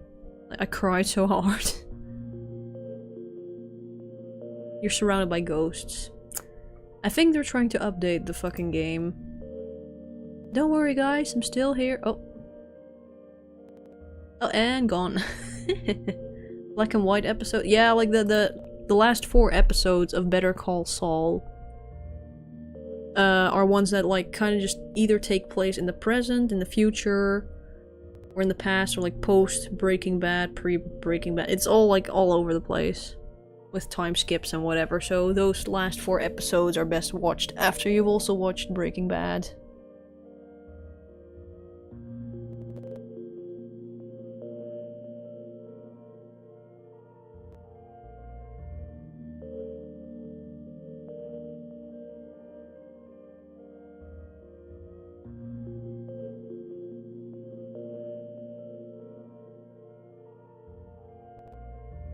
She really loved Jimmy, but the writers had to have a reason why she wasn't in Breaking Bad. I mean, it makes sense, like, why she couldn't. Like, also, like, character-wise. Cause, like, she was doing some bad stuff, but she has never been as bad as Jimmy. I've only watched the first season of Breaking Bad. Oh, Better Call Saul is so fucking good. Like, I enjoyed Breaking Bad, but I'm just like, nah, it's no Better Call Saul. Does anyone know, to every you I've loved before, and to me the one you loved, who loved you? Never heard of. But yeah, no, like, Better Call Saul has like throughout the entire series it has like a few like fragments where it either jumps to the future, like post Breaking Bad, or where it jumps back in the past and whatever. You get like very when the spin-off is better than the original. In my opinion it is, but it just depends on your personal taste, I guess, what you like in stories. Breaking Bad is more fun, but Better Call Saul is a better show in my opinion. Again, for me it's just like, I felt like Breaking Bad was a lot more story and plot driven. Like, where it's like, oh, you have these characters, and then this happens, and then this happens, and then this happens, and then this happens, and that's cool, like, stuff keeps going, it's exciting, yada yada. Cool. But I feel like with Better Call Saul, like, the shit that's happening, like, it's usually, like, it's a lot slower, and there's a lot more, like, room for, like, character building and character interactions, and characters bouncing off of each other, and that sort of deal. And I personally really love that sort of stuff, because it really makes you feel for a lot of characters. Again, not saying that the writing or, like, the characterization in Breaking Bad is bad or anything, but I just feel like it's just a lot more detailed and nuanced, I guess, in Breaking Bad, in Better Call Saul. Yeah, character building is 10 times better and smoother in Better Call Saul. Plus, the cinematography in Better Call Saul is just, oh, chef's kiss.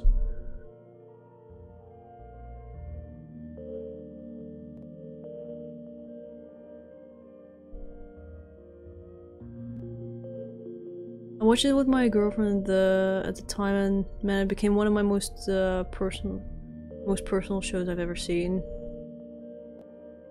Again, I've never watched it. For me, both shows are amazing. Kim and Sol are both just unbelievably complicated and realistic characters. Never seen anything like it. I guess that's also why, again, because I watched Better Call Saul first, and then I watched Breaking Bad, so like seeing the jump suddenly from like also like, I guess both the writing quality and the filming quality, and basically the quality of everything, and then jumping from like the end of season 6 Better Call Saul to season 1 of Breaking Bad, you do notice a very big like gap in like quality and whatever, but it makes sense given like how that was like the very first project and whatever, like at the very least like very early on with like Vince Gilligan, and like then there's been like how many years, like 2008 was like the first season of Breaking Bad, and like last season of Better Call Saul was like what, 2022, 2021 or something, so that's quite a lot of years of like worth of improvement going there. But I guess it was just like, oh dang, Saul feels so flat as a character, because like he's so detailed and like nuanced in like Better Call Saul, and then you, but at the same time it also makes kind of sense because there has been like a time skip of like a couple of years, so like yeah, it makes sense that he goes completely into like Sauling mode. He Sauled all over the place, so he became the best Saul.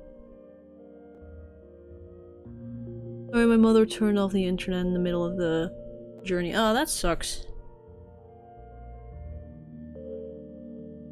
I personally prefer the first season of Breaking Bad compared to Better Call Saul. Yeah, the first season of Better Call Saul is kind of meh.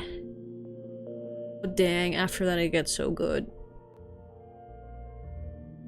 I think that goes for just a lot of shows. I believe like the first season of BoJack Horseman is also pretty shit compared to everything else.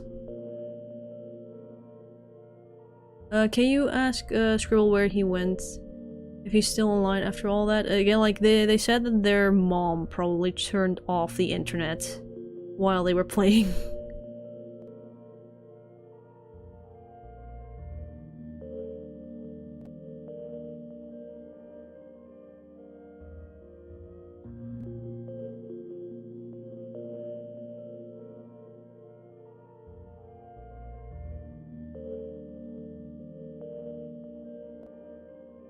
Punished for Tukiing too hard? I think so, yeah.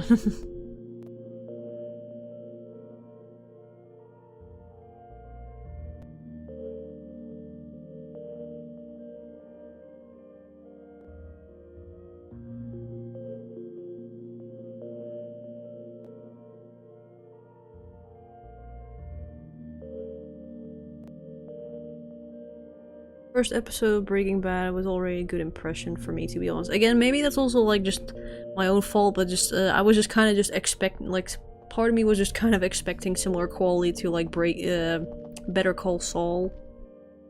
So then Breaking Bad just felt very like lackluster, even the first episode or whatever. But like, not that it's bad, but just like, well, that's a show.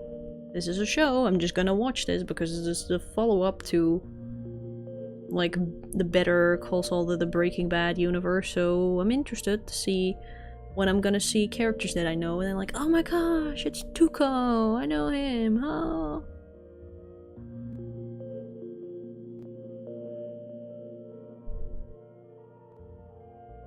Why so many people here? Stream. Stream. Sleepy stream. Oh. Again, I probably should go to bed soon. Whoa.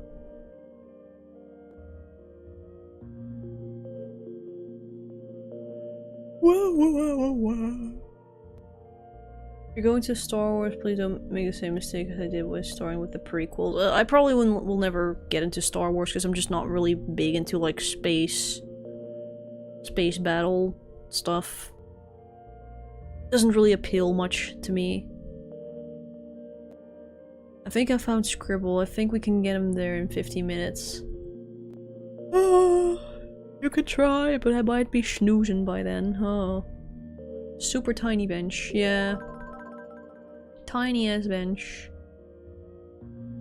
Oh, hi YouTube. Hello. Hello. I am tired. Oh. I've been going, the stream's been going for like 3 hours already. Totally okay, no worries either way. Again, I'll try and see if I can make it. At the very least, I'm probably gonna quit the stream at like... probably like 10 minutes or so, cause then it's like half an hour past midnight and I really just want to sleep.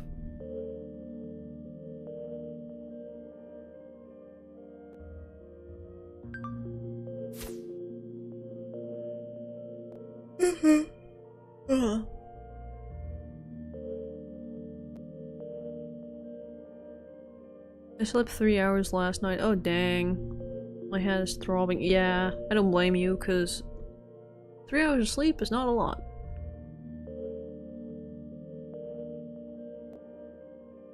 The vast majority of people seem to be into Star Wars for the lightsaber duels and the spectacle. Yeah, see, I don't really care for that.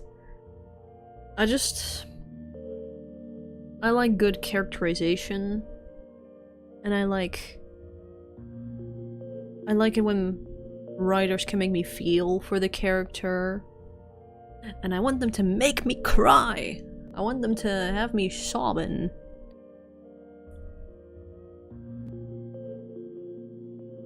Or just like experience some sort of like very extreme emotion that's like good. Like, yes, you've made me properly invested in the story and these characters.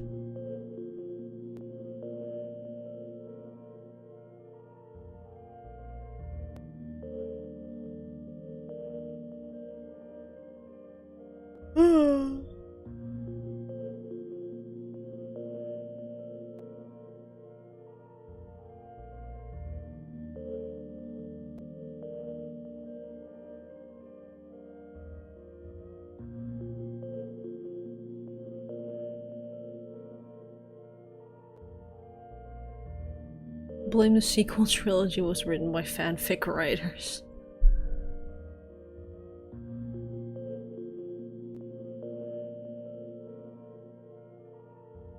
Again, I'll mostly just stick to animated shows and animated content. Not that I have anything like against live action stuff, but I just like my animated shows.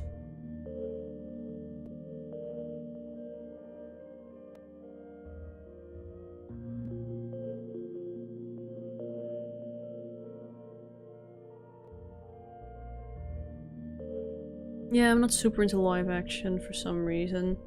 Yeah, same.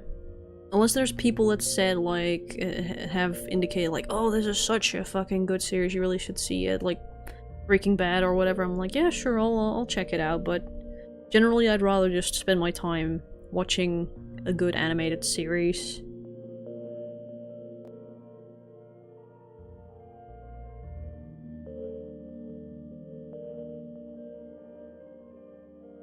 Hey, someone is here. Hello, and they're going somewhere.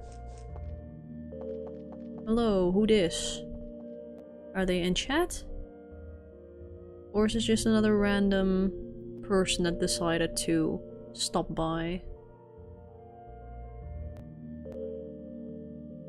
What are we all doing here? Vibing for a stream, and I'm about to end because I'm so tired.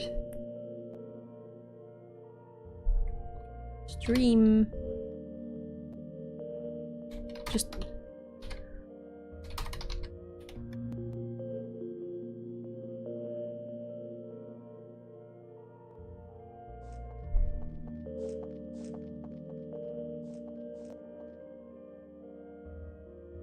I don't know if someone has a link to the stream that they can maybe post in like the Tuki chat. Whoa! Oh, thank you, Nato. Thank you. Oh. Ooh. No, don't burn me. No, and also don't burn our new friend that's now joining. I recommend the Owl House for animated series. It's Disney Plus. Oh yeah, no, I've been wanting to watch the Owl House, like Owl House, for quite a while. I haven't gotten around to doing so yet, but I really want to see it. Vibe check. We're vibing. My vibes are almost like, my vibes are more resonating with my bed right now than they are with YNO. This was a pretty peaceful stream, thanks Yunar. Yay! Glad you enjoyed it.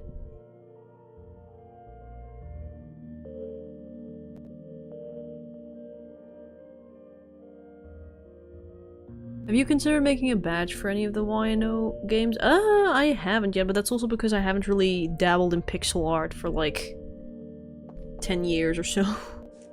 So I would still have to try and figure that out.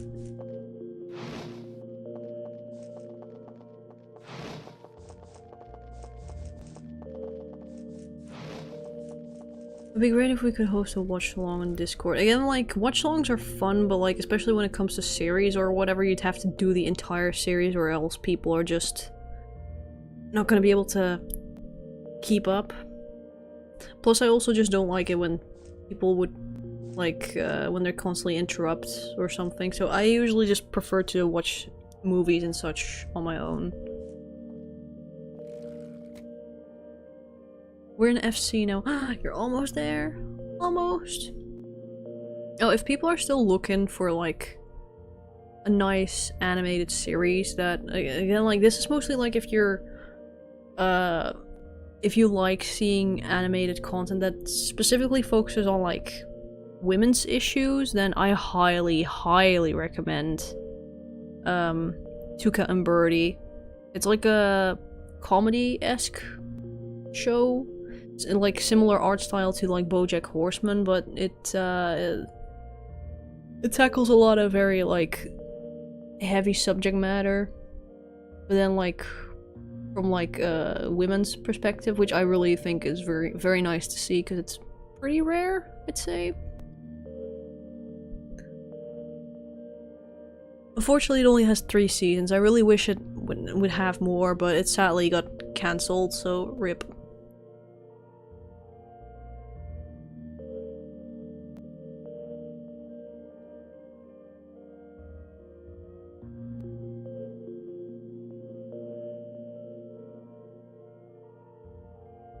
It's maybe the same writer. I don't think it's the same writers, I just think it's just a similar art style to BoJack Horseman, so it probably has people from BoJack Horseman working on it.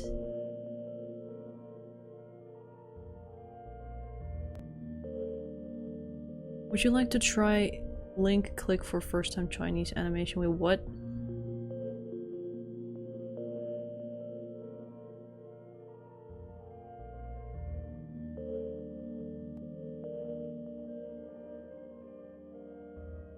Yeah, very nice show to watch. It does have it's a lot more like comedy focused though compared to like BoJack. It doesn't really have like an ongoing story or whatever. It does have like storylines, but not like a whole narration thingy going on.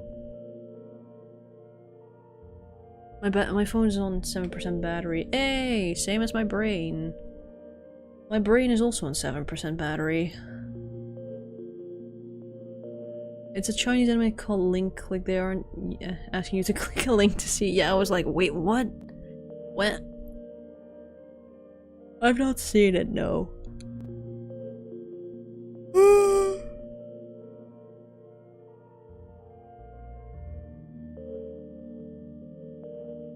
I think if you watch Link Click, you will love it. I see. God, I still have so many more anime I want to watch. And shows, but I haven't gotten around to. I'm gonna go now. Oh, that's fine. Maybe I'll be back later. I mean, I'm probably gonna end the stream in a couple minutes, so I'm in home between nowhere. Home within nowhere. Okay, almost. I can almost go to bed. Almost. Going from dreaming to dreaming. Good night, you. I'm waiting. I'm waiting for them to arrive, and then I shall go.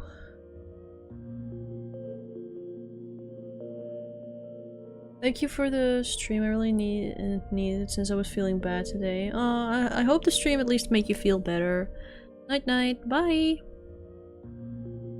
Unsure how to mention All Saints Street. I think that's the name. I think it's cute. All Saints Street? Never heard of. It did. Oh yay, that's nice to hear.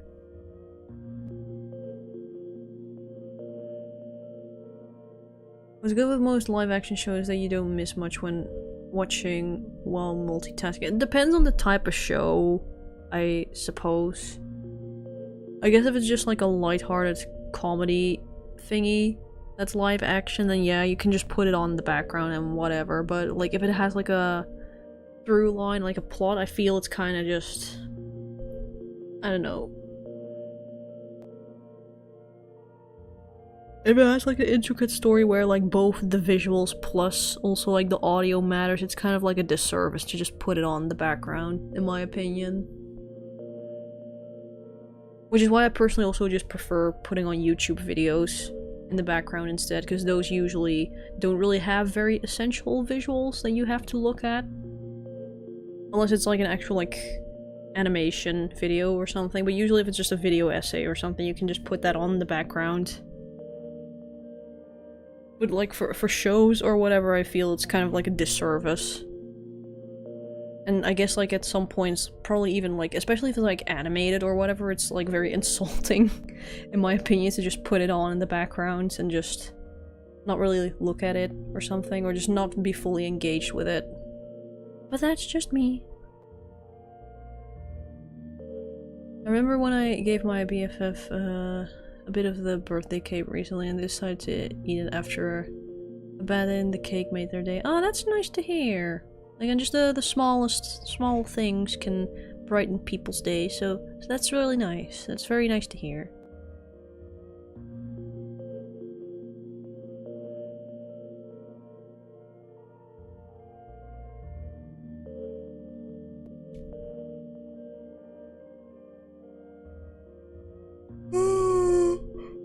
Oh, I wanna go to bed. Or just don't have the capacity to multitask easy. I mean, to be fair, multitasking is just kind of a myth. Multitasking is literally just like constantly keeping on switching your attention between 1 or 2 tasks at the moment.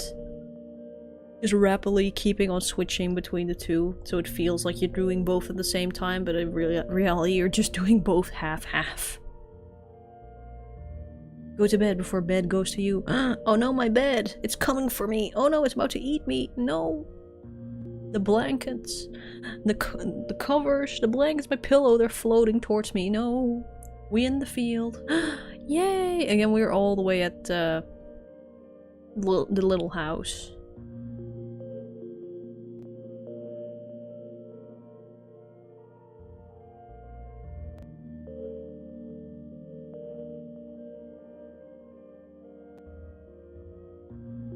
Melbat.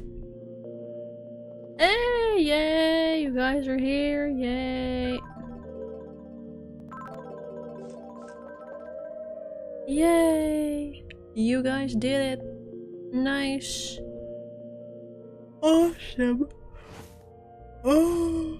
Yay! I'm here! Yay! That's my sign that I can go. Oh. We have arrived, yay! You know what? I messed up and I met a cool guy. I mean, that's nice. That's cool.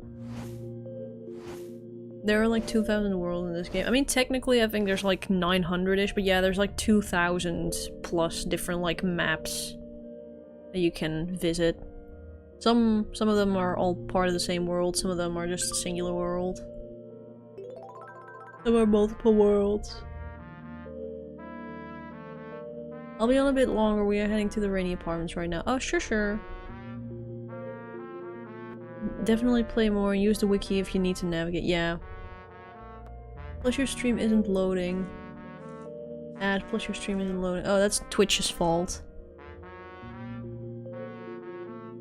Twitch is being an ass. No. Anyway. I think I'm just gonna call it a night. So, thank you all very much for watching. I hope you all enjoyed the stream. It was nice chatting with you all, even though this was like a more like quieter stream than I'm used to. Because usually people, the chat is super super hyped about a particular topic, usually food. But yeah. Again, like, probably we'll do another Tuki stream at some point. Probably not anymore this week, and will probably be next week because I will be gone from Monday to from Monday through Thursday next week. I will be gone, so no Tuki streams then. So I guess at earliest probably next week Friday there will be a Tuki stream. At the very least I will do a Tuki stream this upcoming Saturday in my Discord server, so feel free to join that if you want to do that. But yeah, thank you all very much for watching. I hope you all enjoyed it, and I'll see you guys whenever I decide to do another stream. So yeah, bye!